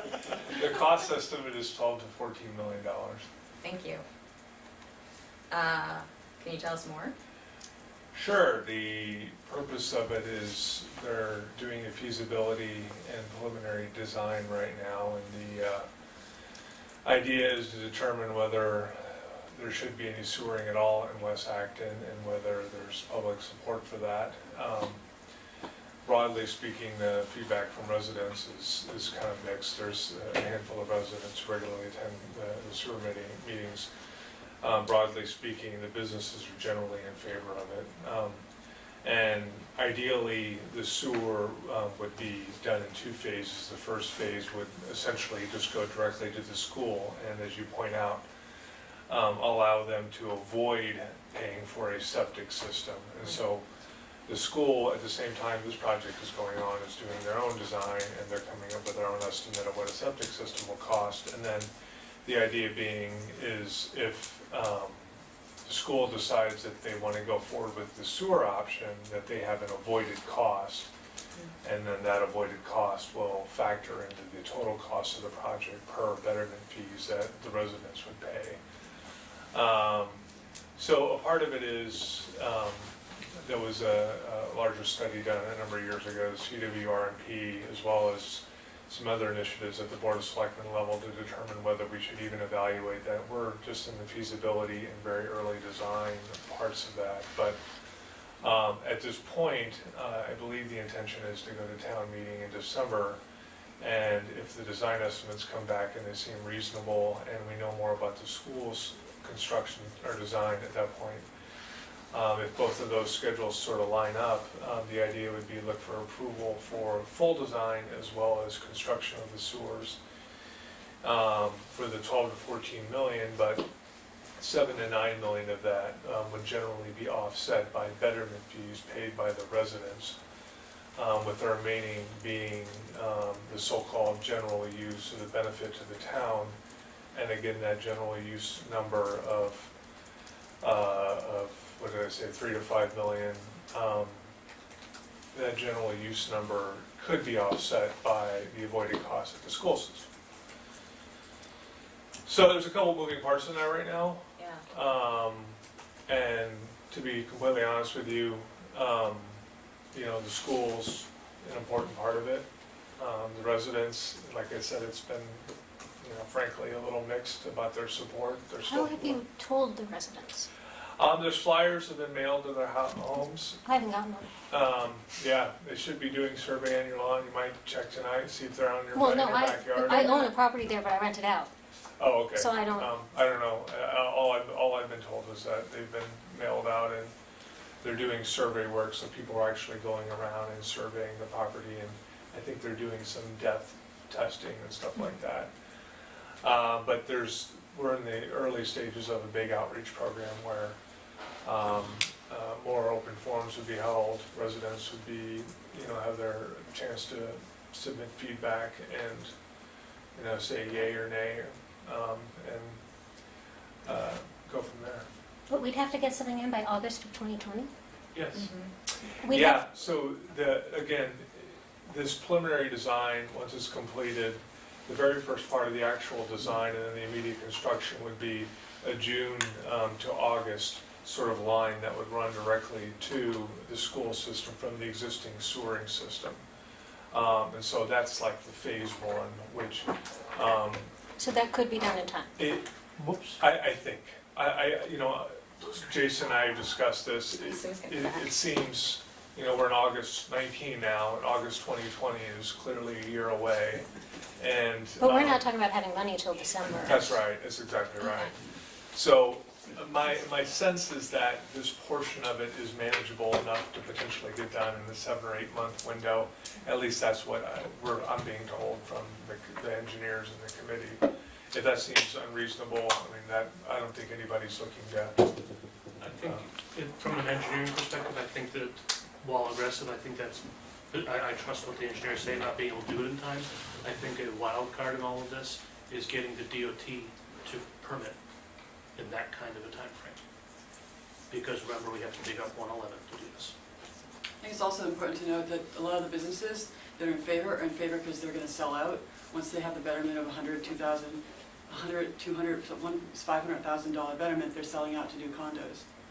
So a lot of people are saying, well, we'll put sewers in so the mall will get another restaurant, but then you'll lose 2 or 3 other restaurants, so.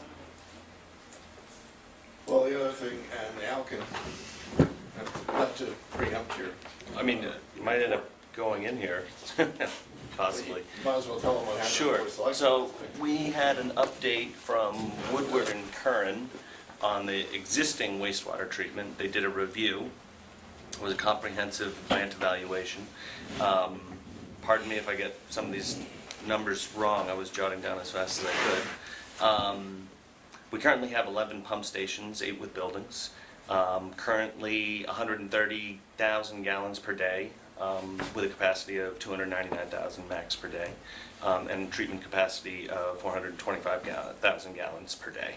The issues they came across, expected to need an additional 120,000 gallons per day on the discharge side over the next 15 to 20 years. And then there is equipment reaching the end of its use. Pumps, gate operators, there's a fire sprinkler that's leaking, and control panels. So the recommendation was to do 3 phases, a phase 1, a phase 2, and a phase 2B. Phase 1 is over the next year, and that sounded like it was specifically for fire protection. There's leaky sprinkler, make sure everything's up to code, all that sort of thing. And the estimated cost on that was in at $300,000. Phase 2, which is the next 2 to 3 years, requires building rehabs, pumps, making ready for the next 15 to 20 years. They came up with an assessment of the existing property to be a $20 million asset. To get all up to speed includes the price of engineering and design, and the cost of that would be about $6 million. Phase 2B is basically to expand for the discharge expansion, and that is a little more variable. So the estimated cost ranges on that between 3.2 and 5 million. So for the existing wastewater treatment review ranges somewhere over the next number of years, somewhere between 9.5 and 11.3 million in total. But that expansion plan is for a growth plan that we may or may not want to do, because ideally it would be for commercial, but we have no idea what would really happen with that. So would it be getting us deeper and deeper into trouble by investing in more capacity that would then be used by residential developers? Now, they also added, just as a couple of other bullet points, you can put in for a MassWorks application for this.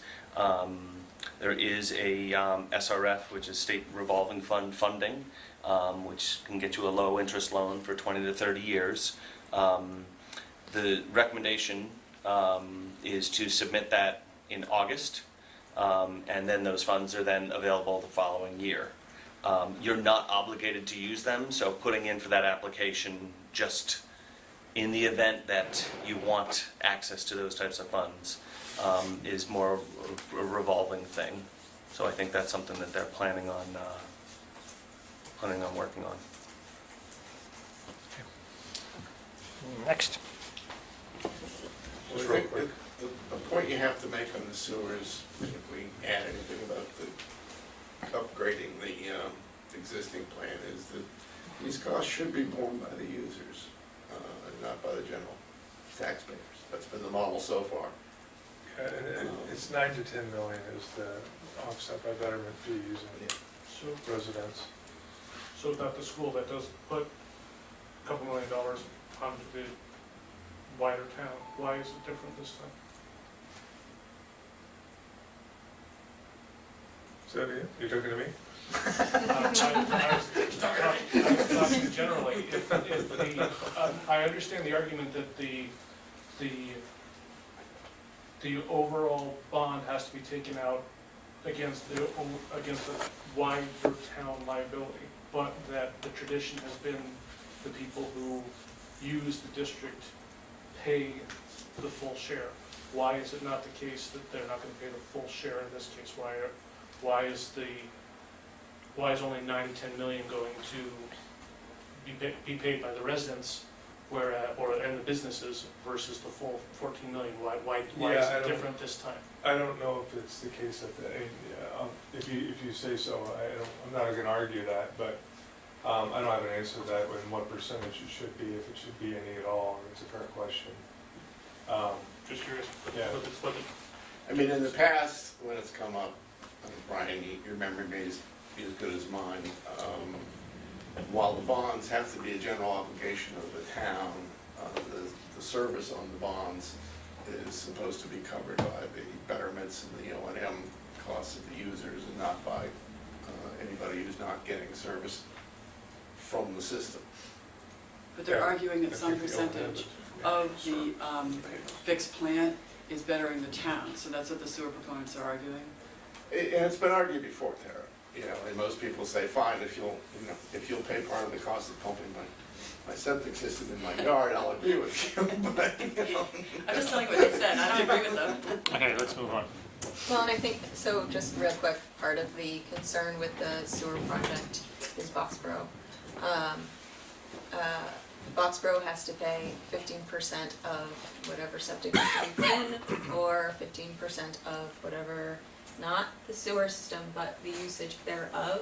And there is some thought that then they are paying Acton for sewer use, and that is. I don't think that needs to be brought up in our point of view in any way, shape, or form.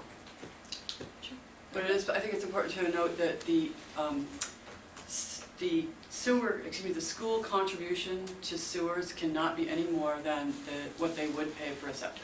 I understand. Okay, so the key projects, there are ways to pay. Jason wanted some debt exclusion school to happen here. So, the cost of these projects cannot be covered simply by raising our taxes. As you may know, in Massachusetts, our ability to raise taxes is limited by Proposition 2.5, which only allows us to raise taxes by 2.5% over a previous year's property tax rate. Given this limitation, we need to vote for either a debt exclusion or a debt override at our upcoming special town meeting, as well as at a special town election that will come shortly after. I don't have the date on that. Do we have the date on that? 17th. Thanks, I'll add it in a second. Both a debt exclusion and an override increase our property taxes. The major difference is that with a debt exclusion, that increase eventually goes away, while an override is a permanent addition to our town's tax levy limit, the maximum percentage we can increase taxes. A debt exclusion is meant to finance a particular project. Our property taxes increase for a period of time, usually 10 to 20 years, to cover the cost of construction.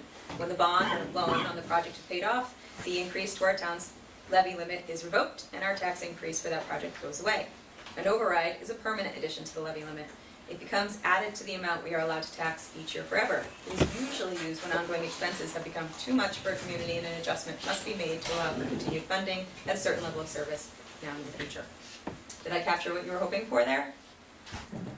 Yes. second one, you should just say override. Yeah. I think. Second one should be, Just override. Yeah. it's not a debt override, it's an override. Okay.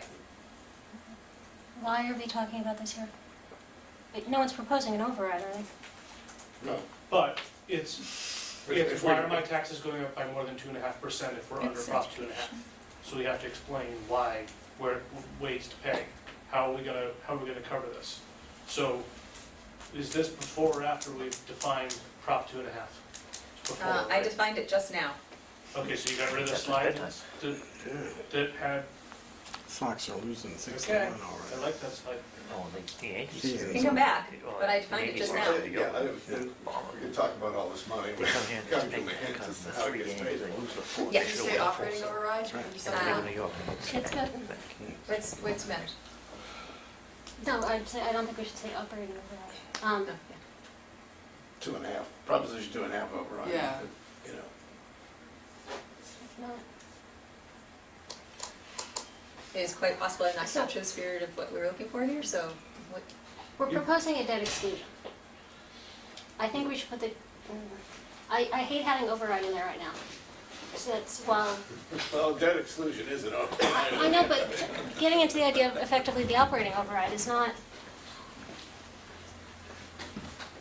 we're not talking about doing one of those right now. It seems like it's complicating the, You could just This write, is we're where I not think we doing disagree, this. Jason. We're not proposing What? it. this is where you and I disagree on what to put in there.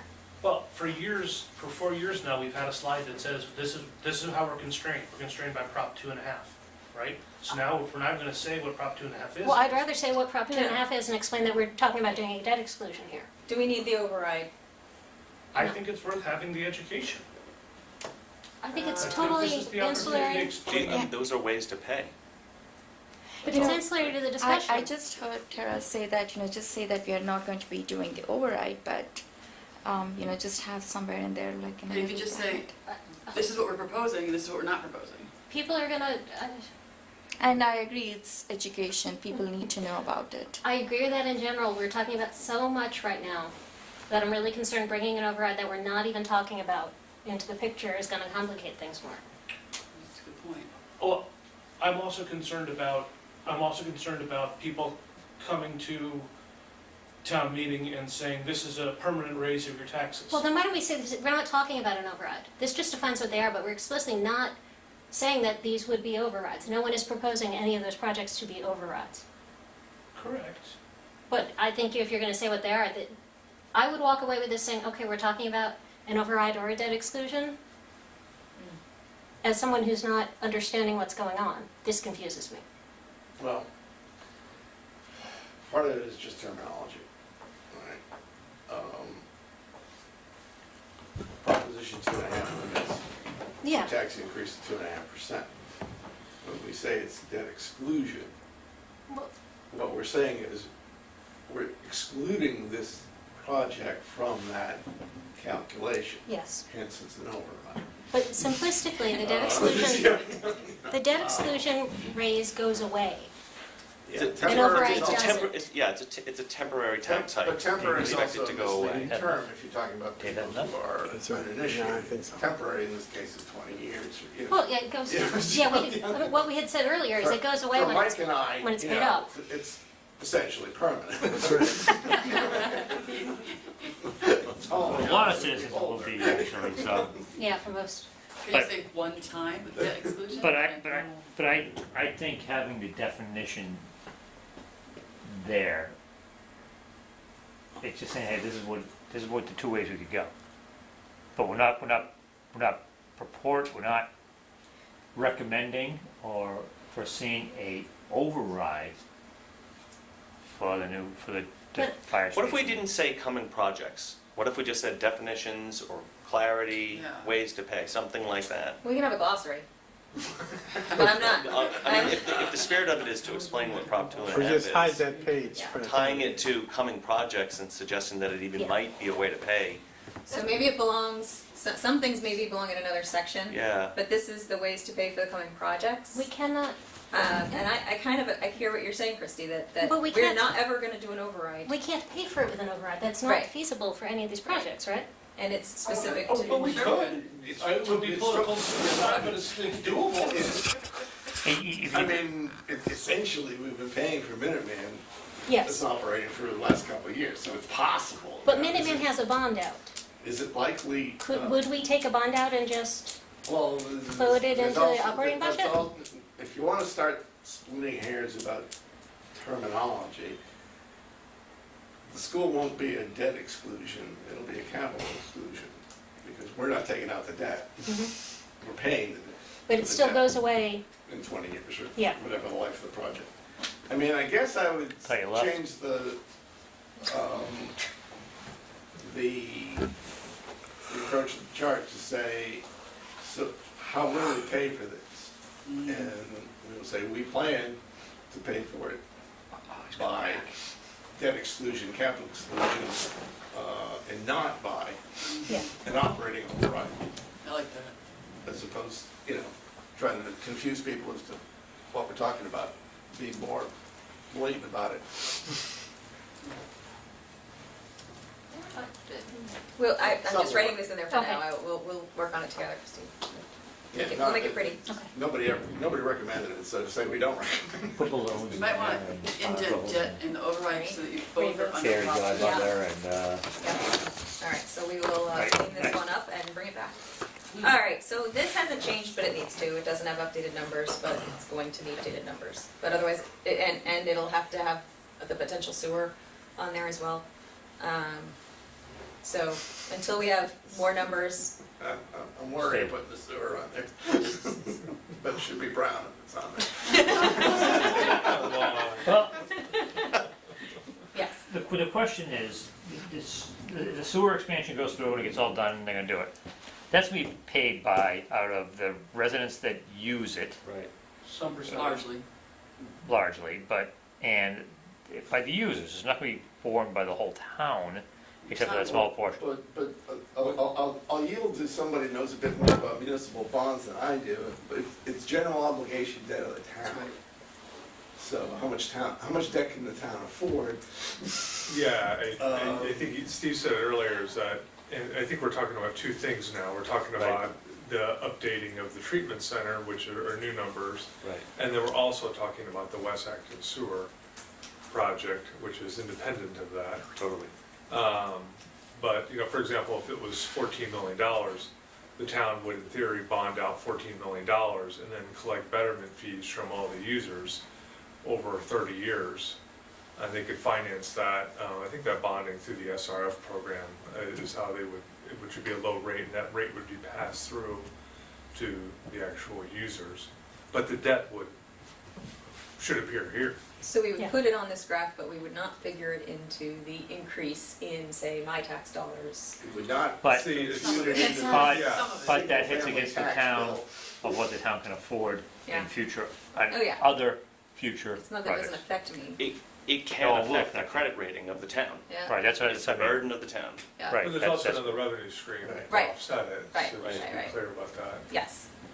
Yeah, if we're trying to give a number to the general taxpayer of what all these things added together could do to their tax bill, for a majority of them, it would not include. You don't want to The put that sewer. number in there.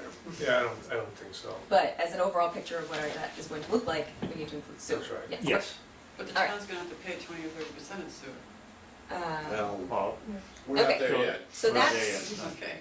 so that's the coming project section of, which changes as of December 10th. then you have an agenda after that. And then I will change that to not agenda. I don't know how it's cutting. Anyway, concerns and recommendations. We sort of mashed these a little instead of two sections. We wanted a budget growth. I know that one's exciting. I had a, yeah. That's a I great like the trend growth. line. Well, that's right. Town's debt. It's a concern. This slide is not done. It's not done. I have been minding the town warrants for budget data, and boy, did it look funny. So there's no way I had the right numbers. So anyway, I will get you something more interesting next time. It won't look as pretty to your pockets.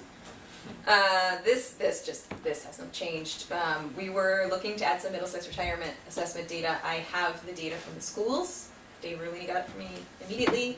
I have a little bit of it from the town, but I'm looking for 5 more years. So, and then we'll figure out how to include some Middlesex retirement assessment information. Do we know what their expected rate of return is? Because, in my opinion, of all pension funds is a joke, because it's not really reflective on the macroeconomics of the world around them, but do we know what their projected rate of return is? Do you know what their projected rate of return is for Middlesex?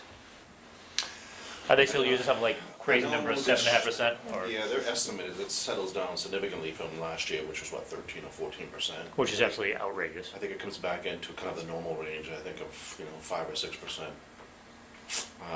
But I'd have to look at it again. Yeah, It was they're- much more reasonable than last year. Yeah, their return on investment is, definitely not gonna be 13%, especially after yesterday's stock market sell-off.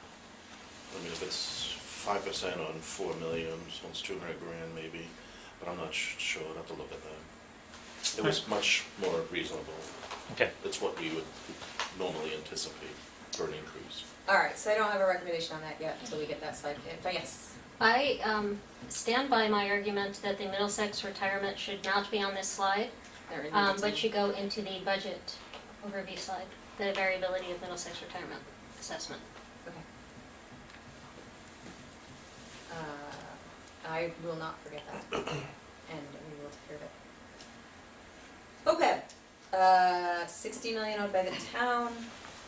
Okay, sorry, you know, we got hurt. OPEB is an existing liability, meaning it is a debt that we have already incurred. We have promised to pay for OPEB benefits for our retired employees, and the cost of that debt must be paid by the schools in the town. The town is investing vigorously in its OPEB liability and expect to see the debt fully funded in 27 years. The school has taken a slower approach to funding its OPEB liability, and so will not see the end of that debt for 53 years. We gave you the 2072 number date. Those numbers are right. Well, I just did math, Okay, but if it's wrong, please, okay, I'll take a look at it. yeah, I took the amount owed and the amount being invested per year, and I'm sure there's interest. Can you, Stabbing. can you stick 60 a dollar million's sign not right. before the 2.2 and the 900? I can. That'd be lovely, thank you. Nothing? Fully funded in Vigorously, 2030. regularly. 2031. Waiting. Which one? We're in a town. Town, 2031, the town. Vigorously, it'll be Last, paid yeah, off. the last Okay. year. What's that? Brian's saying 2031 fully funded on the town. Wow. I think on the town side, it was 2031 or 2032. And on the 2032, school yeah. side, the last number they gave us on school budget Saturday was 2092. Yeah. Well, I'll be dead by then. I will not be living here. times two, You live in the ground. I'll take a look at them, I've got the actuary's report for the schools, I don't have the actuary report for the town. The schools have it? It's getting better for months. I'd like to see the town at some point, please. 2092, that's the right year?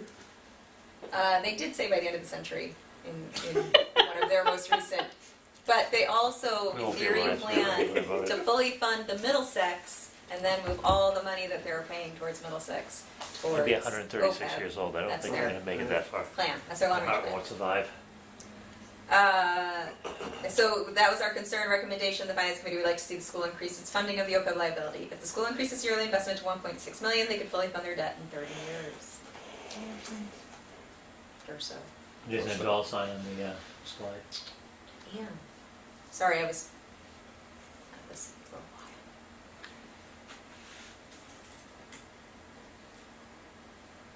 Good? Yeah. Sweet. Concern, future capital projects. So we basically addressed many of the capital projects in our previous section, but we still have to consider that the projects could not pass. They have to pass both towns twice. So there are always updates and maintenance issues that need addressing, and it's important to keep those projects on our radar. Similarly, we will need to invest in a new capital improvement plan to discuss the how we can, yeah, that doesn't, yeah. To address the Douglas Gates and Conant schools, should the override vote fail to pass at town meeting, in Acton, in Boxborough, or at either town's ballot box. Do you want to, under the sewer, because there's the sewer capital that's kind of required based on the existing plant, and then there's the expansion of potentially West Acton, but there's also this expansion of the actual sewer plant that they're talking about. So there's two expansions and then a capital program. It's where the capital program is sort of required. There's a whole bunch of stuff, well, we need to talk to John about what any outstanding fire station projects also Yeah. that we've had on here. Okay? Alright. Under 1 to 5 years, would you want to add North Acton Fire Station if you get Douglas and Gates? Yeah. It's gonna pass. Whatever number it is, someday. I mean, Yeah. I mean, let's be real. I'm not worried about the fire station, but sure, if you want. Well, I think it should It should be here. be addressed there because future capital projects also include Does. the 3 fire stations that are, But are we concerned if, you know, so if we get bonded, we can stop concerning. we still should be Doesn't get concerned. Steve's concerned about his heart attack. That's right. We should still be concerned that we have ongoing critical Yes, upgrades that have to be made to those stations yes. in order to protect Alright, life and properties. we'll make that happen. All right. Our recommendation, This town has done an excellent job in bringing in state and federal funding to aid us in our large projects. We've utilized MSBA partnerships for school-related projects, community preservation funds for preservation of historic buildings, development of affordable housing, and the acquisition and development of outdoor recreational facilities, and we tapped MassDOT money for development of our Kelly's Corner project. This is one of Acton's strengths, and we commend past efforts and encourage the town and schools to continue to find ways to tap these and other resources as we move forward in addressing Acton's needs. The schools have made the upkeep and maintenance of their buildings a priority, including the development of a capital improvement committee that is constantly identifying and updating a list of projects that need addressing. We would love to see a similar initiative take place on the town side, so we are not caught off guard by any aging infrastructure and expensive capital projects. It is our hope that both town and school could present a list of these projects annually at town meeting, so we and the public can remain aware of our infrastructure needs. Can we be a little more forceful? Yep. We would love to see a similar initiative. We are asking for a similar initiative to take place on the town. And it is our hope that both town and school will do these things.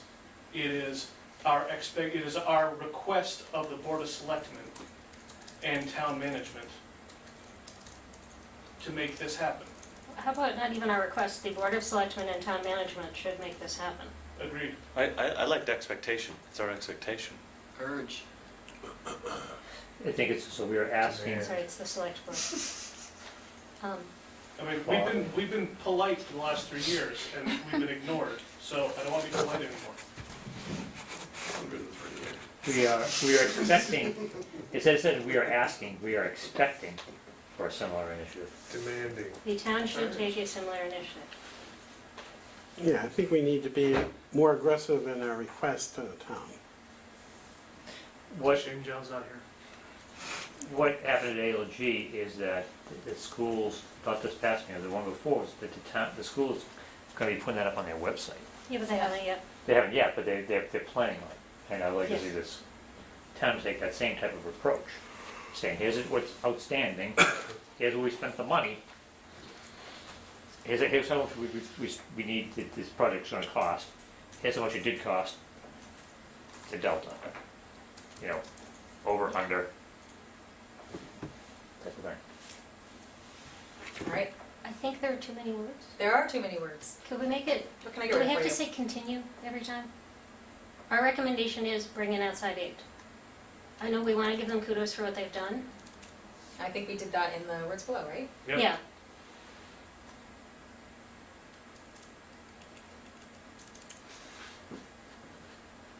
Prioritize future capital needs. Yes.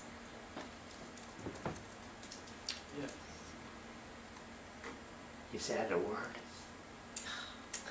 So close to getting that. Now, again, I think we're giving the school committee kudos for having done it. Do we need to do it there? The select board needs to develop.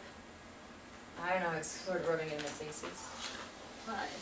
Yeah, I think these are gonna be going to different PTSOs with this. Yeah. Leave it in. It doesn't buy us a character turn, so I feel like. I still want fewer words. Well, that's important. For that entire last bullet, if you want to cut down words, accountability scorecard. Yes. That's what we've been asking for out of the schools and out of the town. Present Accountability scorecard an accountability scorecard at the annual town prior meeting. to the annual time. Capital project? Put it in orange. Present, How about a capital project what's that? scorecard? A capital project Yeah, that's scorecard? fine. Sure. Capital Okay. improvement. Capital. I like accountability. You're not just patting yourself on the back, it's an actual duty or obligation. Is this a joke word? Improvement scorecard instead of improvements, I think. Just saves an S for all the. Nicely done, well done. Less Very crowded. It does look less crowded, thank you. All right, And here we go, we're super exciting. All right, Trade war. everybody ready? Economic expansion. Long periods of economic expansion are not always good for the economy, and we are currently in the longest expansion in modern history.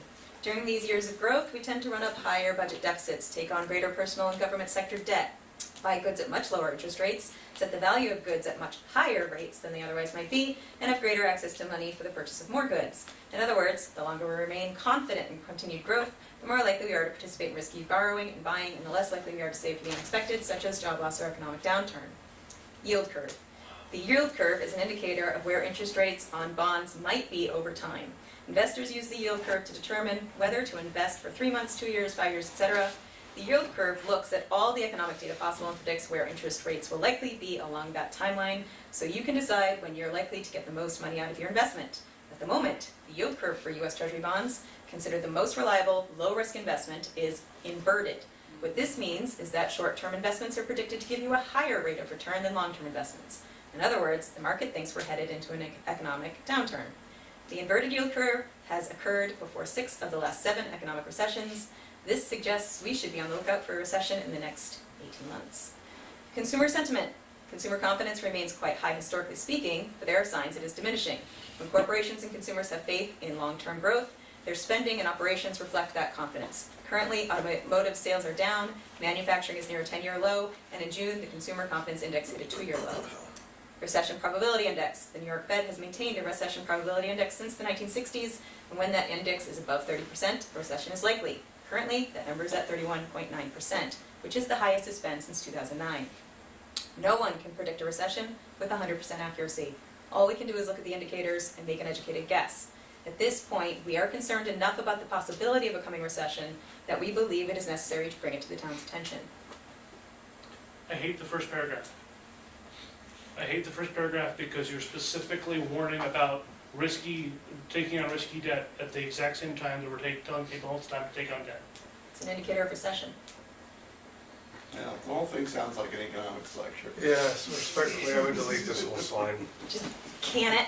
It's too much. Well, it's so speculative, I mean, it's, Or just hide it, and maybe you use the language. appendix. I think we could simply say, the parties can't go on forever. We should save for the future of reserves. I think this is all nice, and like, I hear this stuff all day long, and Yeah. thanks for putting it together, or whoever did, but I think it just takes you way off course from the purpose of the presentation. I think,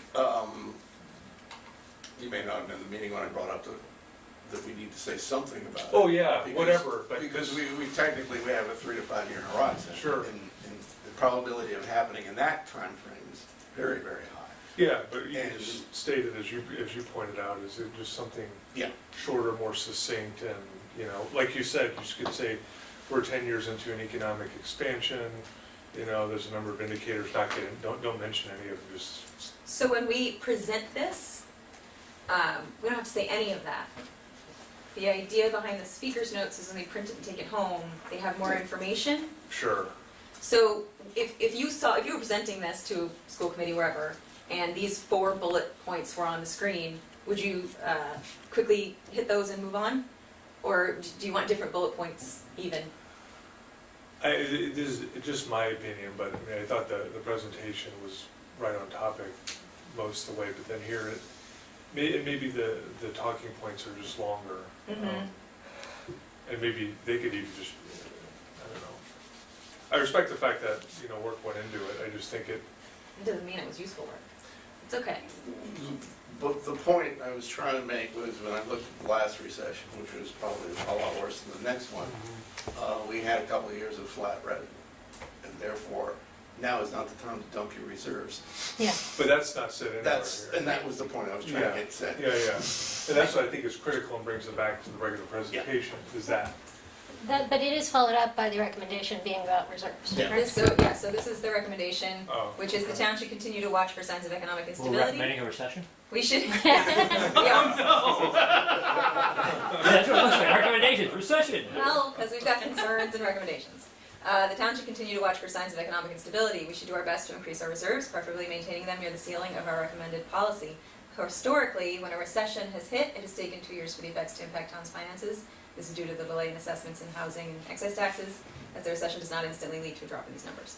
Now could also anticipate a 2-year delay in recovering from any recession-related hardships. For now, it would be in our best interest to limit budget growth as much as possible in the coming years in order to better prepare ourselves for the future. That's fine. So, can we, I'll put the other one right to that. Or Right, combine it right. together in some way. So yeah, there's a couple of them that I'm doing, concerns and recommendations on the same slide, so I can make it a winner. yeah, if, I'm seeing the slides for the first time too Yeah. after our yeah. initial discussion. So if you go back to the previous slide, instead of, going through all the economic terms, Yep. just mention that, there are concerns that, we might be going into a recession. Make it simple terms, and then, maybe make it one slide with the concerns and the recommendation, or have 2 different slides. And maybe have this as a backup slide, just in case anybody wants to go into detail of something, but definitely not needed for an ordinary person. Yeah. All those words. What if we changed the header from saying recession to just concerns economy or economic outlook? I like or, economy, You know? I think or economic outlook. economic outlook, I think would be good. I think the. I feel like, just as a voter, that I look to the FinCom to be fiscally responsible, and to ignore this would be great if you're selling the project. If you're selling us to make us think that everything's fine, go ahead and spend, double your debt, long-term debt, even though you know something's happening in the next 2, 3, 4 years. But I feel like at least I've seen over the last 10 years, FinCom's become much more, I think, fiscally responsible and vigilant again. And I feel like explaining what we see in the open economic situation lets people know, A, we're on it, our eyes are peeled, we understand this, and then you get to the recommendations and you say, this is what we're planning to do, this is what we have been doing, and it gives me faith, at least. I still want you to take out the reference to risky borrowing. That's what he borrowed. How There's- much? It's not risky. You've got in the notes, it says we're more likely to participate in risky borrowing. I don't believe the borrowing we're about to do is risky. That's not the point. That You're is a saying subtle risky- point for people to hear. Participating in risky borrowing, Who's we? so I want that out. I really don't even want that in the speaker's notes. I kind of agree with that, because it sounds like,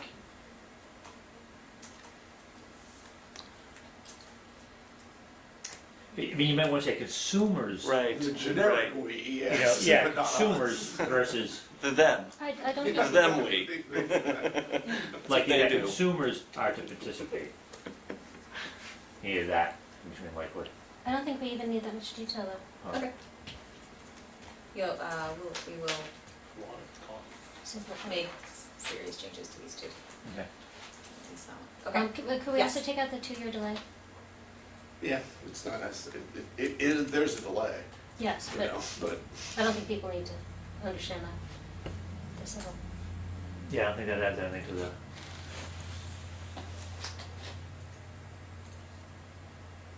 I mean, and those are all, that's more of a macro economic outlook versus micro.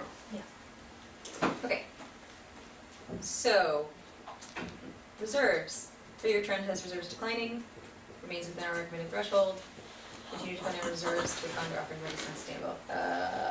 Sorry, over the past few years, it has been necessary to cover some operating budget expenses through reserve dollars when those needs could not be met through the operating budget alone. This practice has contributed to our reserves trending downward. Do we want to say congratulations for holding the line in FY 2019? Because We still pledged reserve money towards But we got it back. continued operating But budgets. we got it back. Do we play that way? It's okay if you take it as long as Give it you back. give it back? This is the age-old question. This is what we argue about with turnbacks every year. So, if you go from July 1 to July 1, yes, it's true the 3-year trend has been declining, but if you go July 1 to July 1, the 1-year trend is it's flat. Slightly positive, wasn't What's that? it? Slightly positive.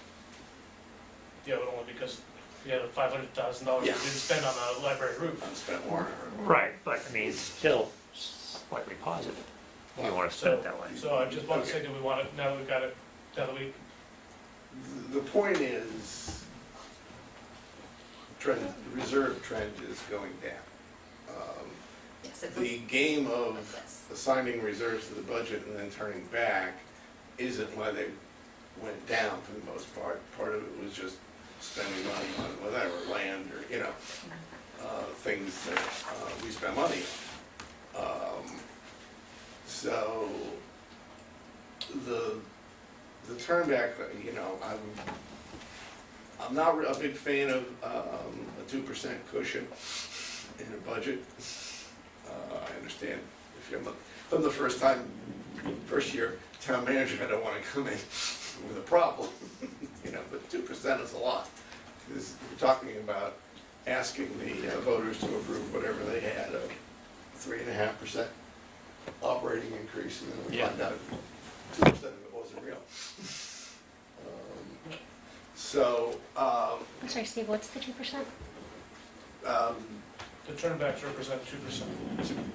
What were the Return- turnbacks? 2% of our operating budget was, It's turnbacks. So what was the number for the turnbacks? Because I thought it was a lot higher than that. No, so, there's three pieces. Expense underruns, Mhm. which were 2% of the operating budget, or close to $700,000. There was $400,000 in insulate construction fees. There was $500,000 in an unspent warrant article on the library roof. Again, this is one-time stuff. Yeah. and another $400,000 in excise and miscellaneous and whatnot. So, total turnback, was that, but my concern is, I think historically, if we budget, probably there's a 1% cushion most of the time in the budgets. I thought we were expecting about a 5% turnback every year, was what they were. Not on expenses, no. And you can't budget one-time items very accurately. That's why some years it doesn't happen, and some years it goes well over. It's tricky business, but the point I think we're trying to make here is that the reserve level has come down from where it was in 2015, 16. This is how it plays into the recession scenario. You're gonna love the reserve policy slide. Because, So before you go off of Sure. that, Brian, if you're saying that we're expecting 5.1 at the end of this year, why is it down? Why is it not at 5.8 if we have all this to the good? Why are we not at parity or better?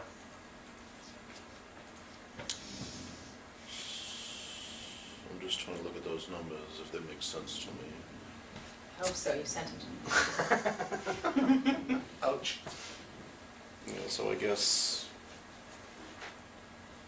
no, that would be, so if you plugged in 2019, I mean, the way we see it right now, and again, it's just an estimate, you'd be at $3.1 million in free cash and the $2 million in Yes. stabilization for a total of the 5.1.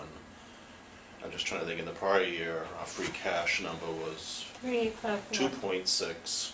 That's why I'm not sure what's in that number. It was 2.6 in free cash Do you want to see the and ALG 2 million in spreadsheet? stabilization, so it should have been 4.6. Right? So I'm not sure if our years line up. I might be off a year, or that chart might be off a year. See, when we do, like, right now, we're doing a 6/30/2019 free cash calculation or reserve replenishment. That snapshot is available to be used for FY21 funding. So we might be off, that chart might be off Maybe off a a year, year? which is, because I'm looking at that and trying to line it up and saying, why does that 5.8 not look right to me for FY18? Do you want to see the ALG spreadsheet that lines up with that number? Would you like to see the ALG spreadsheet that lines up with that number? Is that where it came from? Yes. Yeah. Oh, I have it. It says Christie, so certified I'll free look at cash it. from last fully completed fiscal year of 3.8. So I guess you gotta look at this, there's two different fiscal years on that spreadsheet. I think one for the top and one for the bottom, I think. So one's the closeout, and then the one on the bottom, I think, is for available for, and it's it relates to the fiscal year. We just gotta look at it, because I'm not sure. I just wanna make sure we've got apples to apples comparison, that's all. Okay. Okay. So, we have had this policy, and I was asked to calculate what those numbers look like, and unless I did faulty math, 5% of municipal spending is 1.8 million, and 5% of total Acton is 4.9 million.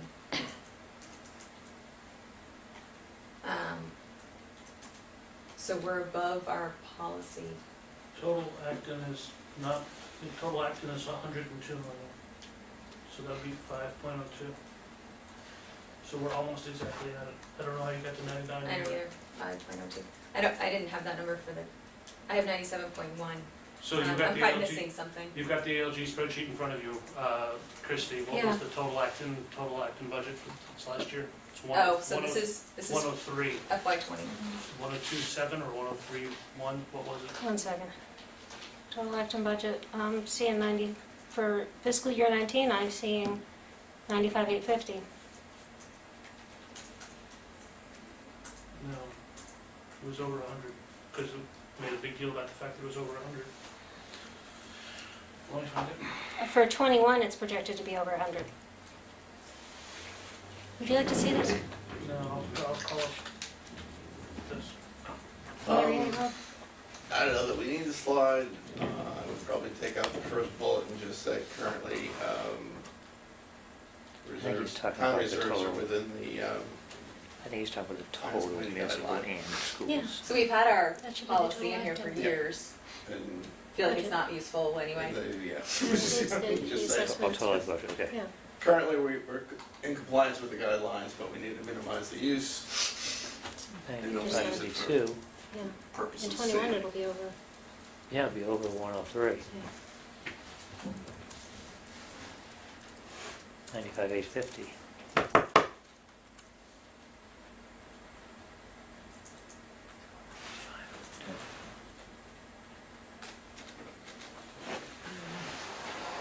Okay.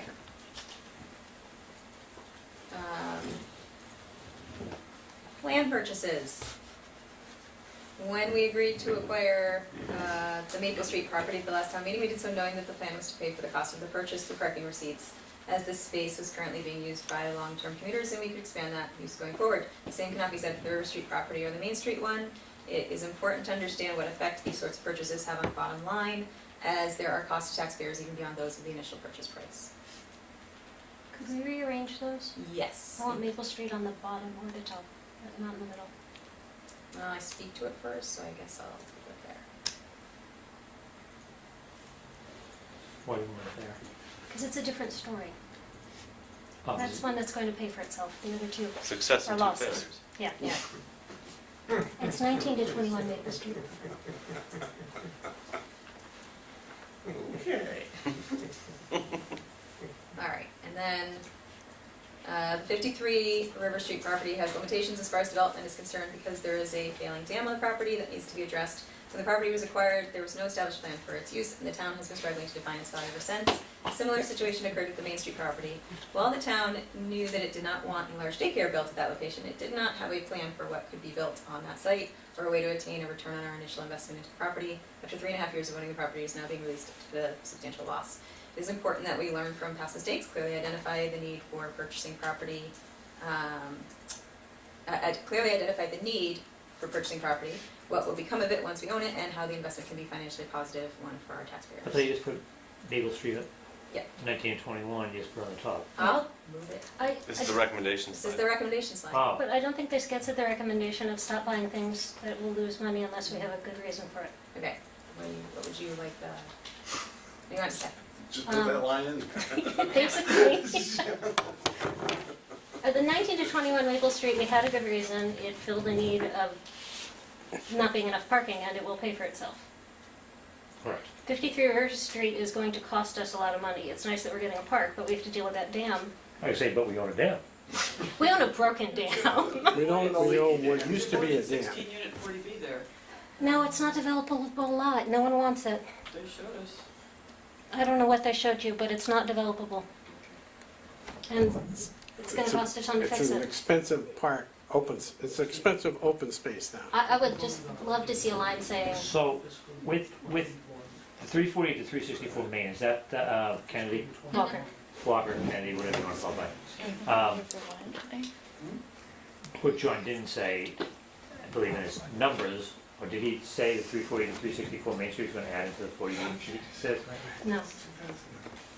It's just a couple anyway, isn't it? It's like 4, but. A couple still add. No, I thought they were all gonna count, aren't they? I thought they were all going to come. There's a 40B. I don't remember him. It's a 40B development. It's going to Okay. low income and Senior housing. senior low income. That counts as 40B? Yeah. Mike's over It there. all counts. So it's Yeah. 16 units? How many units? 30, Oh, I thought it was 30. 31, okay. 31, like that. 31. So that's going to add into our figures Is as it? well. No, they have to break ground, don't they? Or is it? It just has to be Unless permitted. aliens are going to plop in there overnight and we don't know about it. Um, I mean, it's going to say something quite a bit of work to get it to where it needs to be. But our recommendation is larger than dealing with these properties. We have a broader recommendation that we've said previously, unless it is changed, that we shouldn't buy properties we don't have a Clear defined clear use law. plan for, which we have successfully done with Maple Street, but not with the 2 others. You know what you do is, that last line in Main Street, make that kind of a top line header above all of it, and then, Okay, no, but under Main Street, quite literally say, learn from our mistakes, and leave it at that. okay. So you want like that, is that, but fix the colors? Is that what you were suggesting? Yeah, that's, Okay. it gets at the spirit of it at the top, and then a couple of examples. Our example of Maple Street still doesn't identify the fact that it pays for itself. But we've stated that it pays for itself Where? already. Here, already. No. How did we miss tax revenue? We did so knowing the plan was If to we pay for just the bought cost the of the property? purchase through parking receipts as the We don't, space was but On currently. Maple we Street. don't say it on the slides. But we speak to the That's site. against That's makes tax revenue to date what we could have But someone who been if doesn't we go hadn't home with the purchased slides it and won't someone know else that. owned it. But we did Someone who purchase doesn't it. go home We with the close slides it, so doesn't know it. that's not paying But we're gonna speak. $1,200 a month, $12,000 a month, But if is it? someone doesn't I take the don't slides, Brian? they won't But I mean, it's necessarily know. 2 Ma- years Maple Street would be No, we paying us just $12,000 closed a on month it like last month. tax revenue, would it? for River Street? 500 It's No, for currently- Maple Street. stalls Oh, times the current rate. this would be revenue about was on, 12K a was year. on. That's what John had in his presentation, and that's what John Benson had in his Christine, could you presentation go at town back a meeting. slide? Yep. Say 12K a year. 12K a year. Missed Oh, revenue, I'm sorry. 12K a year. I thought you were Parking reading will the bring River in more than Street line 12K a before year. pardon. How are we missing tax revenue for a property we just bought? We're not. No, it's missed tax revenue per Yeah, it's up to 12,000 date. per year, not to date. Well, how did we miss it? I mean, if we just We don't got have it. it. We won't get it. We won't begin it for the next year. You bought July 1st to June 30th, the next year, we're not getting 12,000 revenue out of that. Well, Once we turn the parking, we will. We'll get more well, than it's that. parking, it's already parking. Who's getting the revenue for the parking now, though? Well, the owner, but we should be getting, We bought once it. we, once it transferred to us, don't we pick it up? Well, let me state it this way, if we were fully taxed until the full extent of Prop 2.5, and a property comes off the tax rolls, you're still fully taxed until the full extent of Prop 2.5.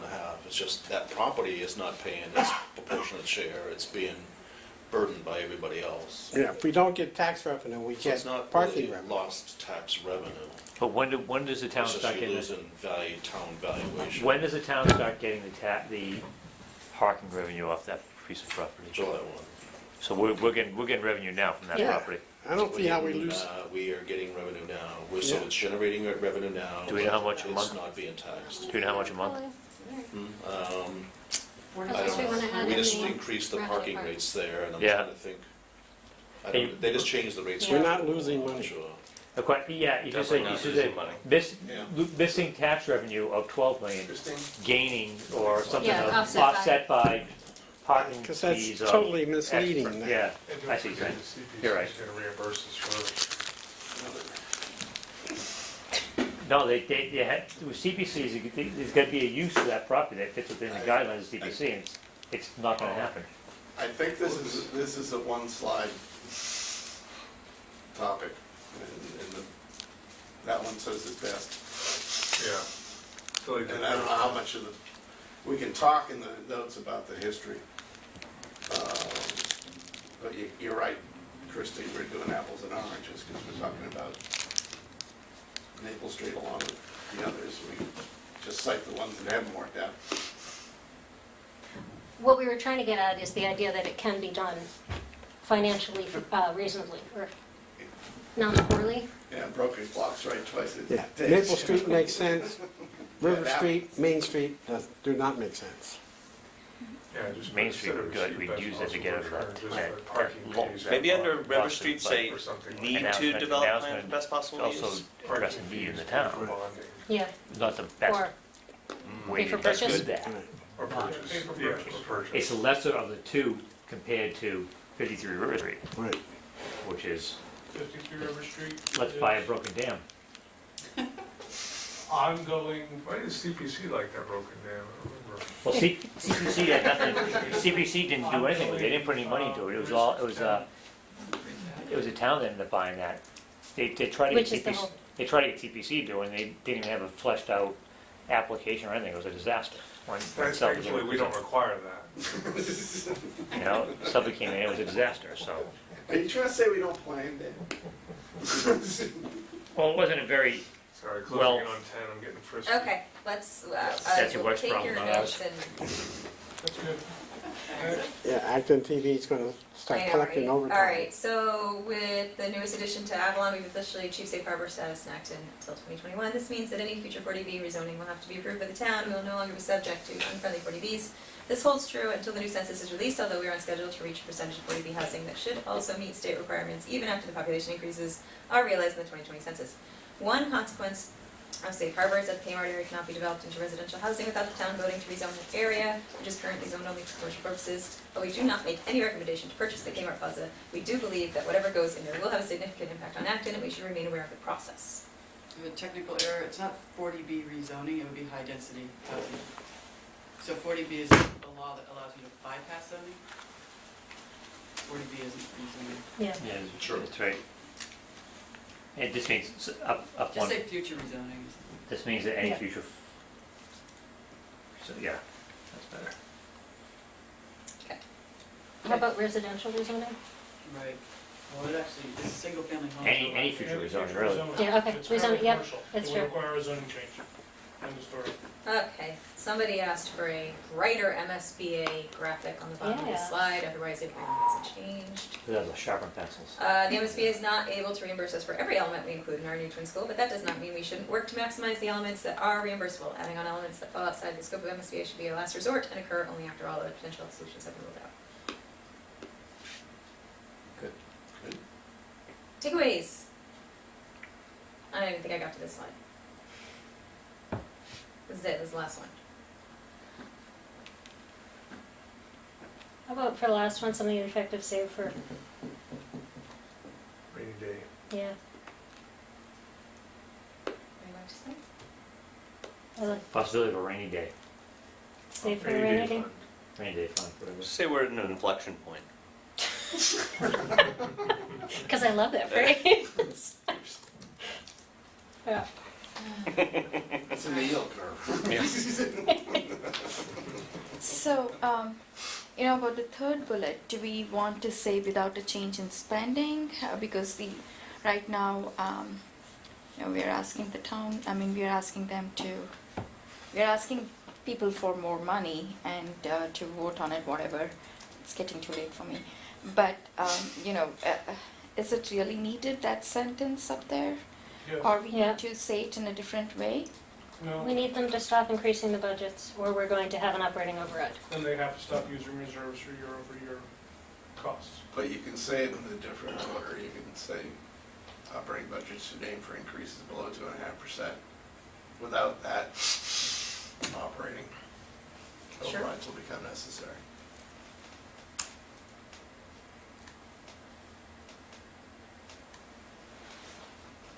But It's kind of the opposite. It's not what I just did. This should be smaller. I don't know why it's not smaller. I'll fix it later, it'll be smaller. All right. Oh, you're chroming, that's why. That's it, and then we have the appendix, which, you know, is just still tiny and unreadable. Okay. Do you That's still, all, just do you that. still refer to a non-existent appendix? No. So you gonna have this for our next meeting at the end of the month? Yeah, Okay, we'll put it in the, done. we'll put it on the agenda again. I'm so excited. I am too.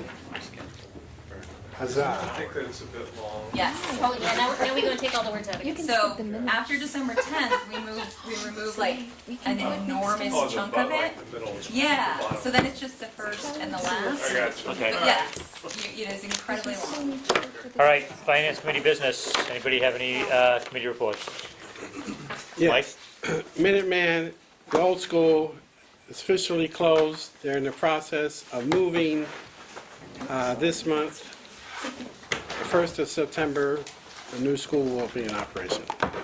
Huzzah! Thank you. A date for occupancy. Occupancy is the, I think, is the end of August. Can you say September 1st? Huh? Can you say September 1st? September 1st is the first day of school, but I think the occupancy is like the end of August. They're moving in as we speak. It's scheduled, there's a date for, there's a scheduled date for the fire marshal to come through. Yep. Sign off. And what are your confidence levels that everything's kosher at this stage? Well, they've been going through, working very closely with all the inspectors on everything. Yeah. There's a very high level of confidence. So we may not, we may, Running 3 shifts? well, they brought all the, well, the town of Lincoln and proud town of Lexington brought in, So how's it saying you anyway, know, so. consultants to handle this. And the fire marshals and building inspectors, electrical inspectors, plumbing, fire, they all have been very, very cooperative this last month or so. Checking every electrical outlet and Okay. everything, even Yeah, it's a baseball game. adding extra, like eye wash stations, just to walk, they're walking through every classroom. Okay. They're not gonna have any major surprises. They're gonna meet those deadlines. Thank you. Anybody else? I have just a couple of other things from last night's meeting. So Powder Mill Place, just a quick update. There was an application submitted to DHCD. The only change on the application was it is increasing from 225 to 230 units, increasing 40B units by 3 from 56 to 59. They have not yet filed the comprehensive permit. One other thing that the town manager had proposed and the select board voted on was applying for a grant of up to $5 million. This is a grant, not a loan, for wastewater treatment in the Powder Mill area, specifically for the pipes. He did mention that something similar had been attempted in Kelly's Corner area, but that didn't work because there was no private development that it could be associated with. And yeah, that's probably it. Thank you. Anybody else? Mr. I Longhoff? gave some, the sewer update earlier. They're doing the surveying now in Gary, and they're gonna be doing a preliminary design to have that done by the mid-fall. I think they were talking like late September, October. And I mentioned the town warrant. I think I'm gonna, you're seeing a Paul Campbell with the town maybe by before we get to the warrant time, but just to sort of bring the committee up to a more comprehensive view of what's going on with the sewers, and just so we aren't blindsided once we get to the warrant articles about the numbers and everything else. Maybe we should probably schedule that for maybe early October or something like that.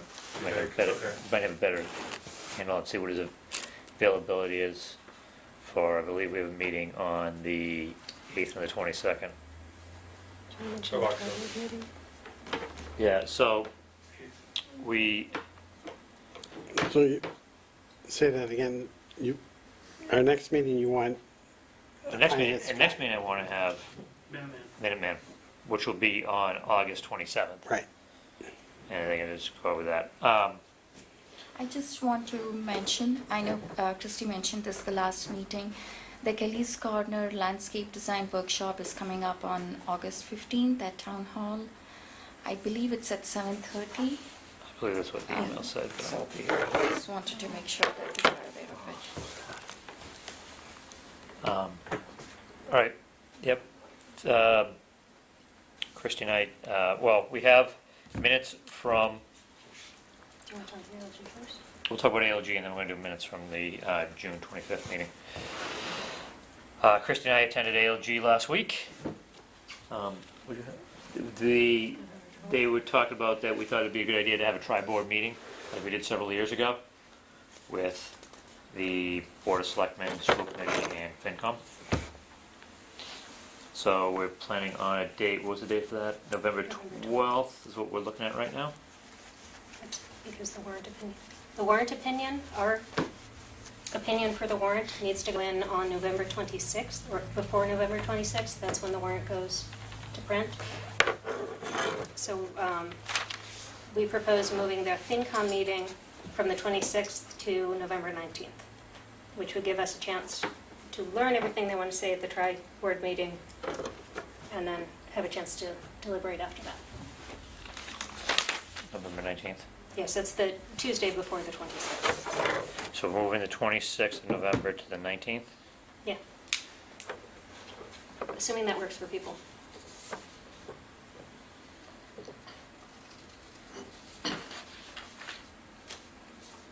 Other reserve room for that.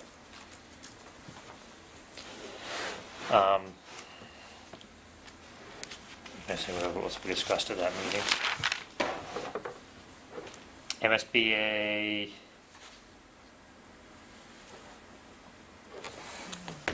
School said Chapter 78 came in where projected, $30 we did. $30, which hasn't changed from last year. E&D is just under 4.2% at 3.8 million for the school side. They hired a capital projects manager who's a licensed architect and has done work in schools as an architect. And then there was some update from Pam Norse, our representative to the Minuteman School Committee, so Acton's representative. The school's open for students on September 5th, so September 5th. so we're off. They have their temporary certificate of occupancy now, which I presume is what lets them move the stuff in. Yeah, so they were starting to move on Monday and yesterday, starting to move over to the new building. Enrollment is 632 students, 13 Acton freshmen, total of 32 students from Acton. Freshman class, approximately 200 students, 154 in district, 46 out of district. And they do have a debt strategy subcommittee meeting for the schools for the new funding. Jason is aware of that.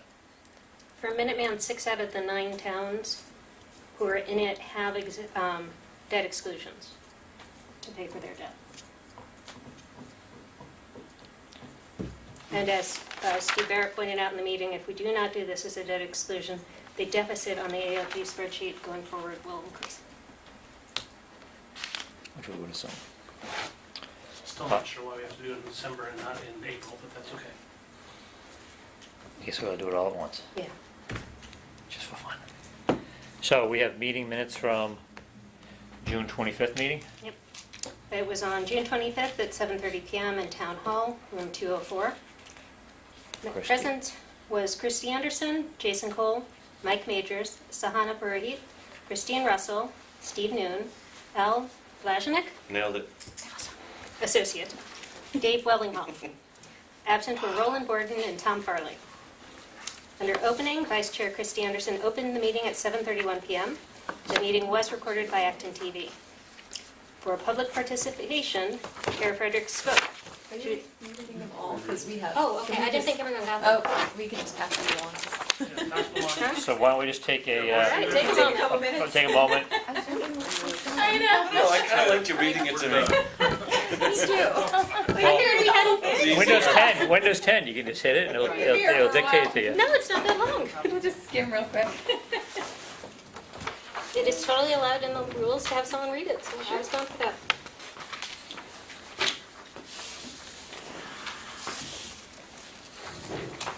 Just my name is spelled differently.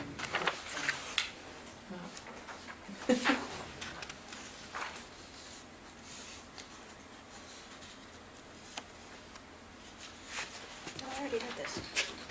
Motion to approve the minutes of June 25th, 2019. Second. With Kara's name properly spelled. Thank you. As amended. Is there any other amendments? All those in favor? Aye. Opposed? Abstained? Indifferent? Aye. Motion passes.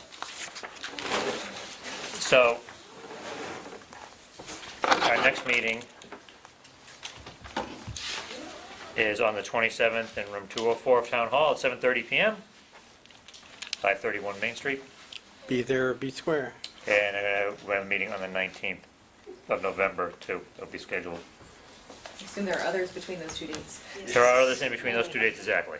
Are they all And- second and fourth Tuesdays?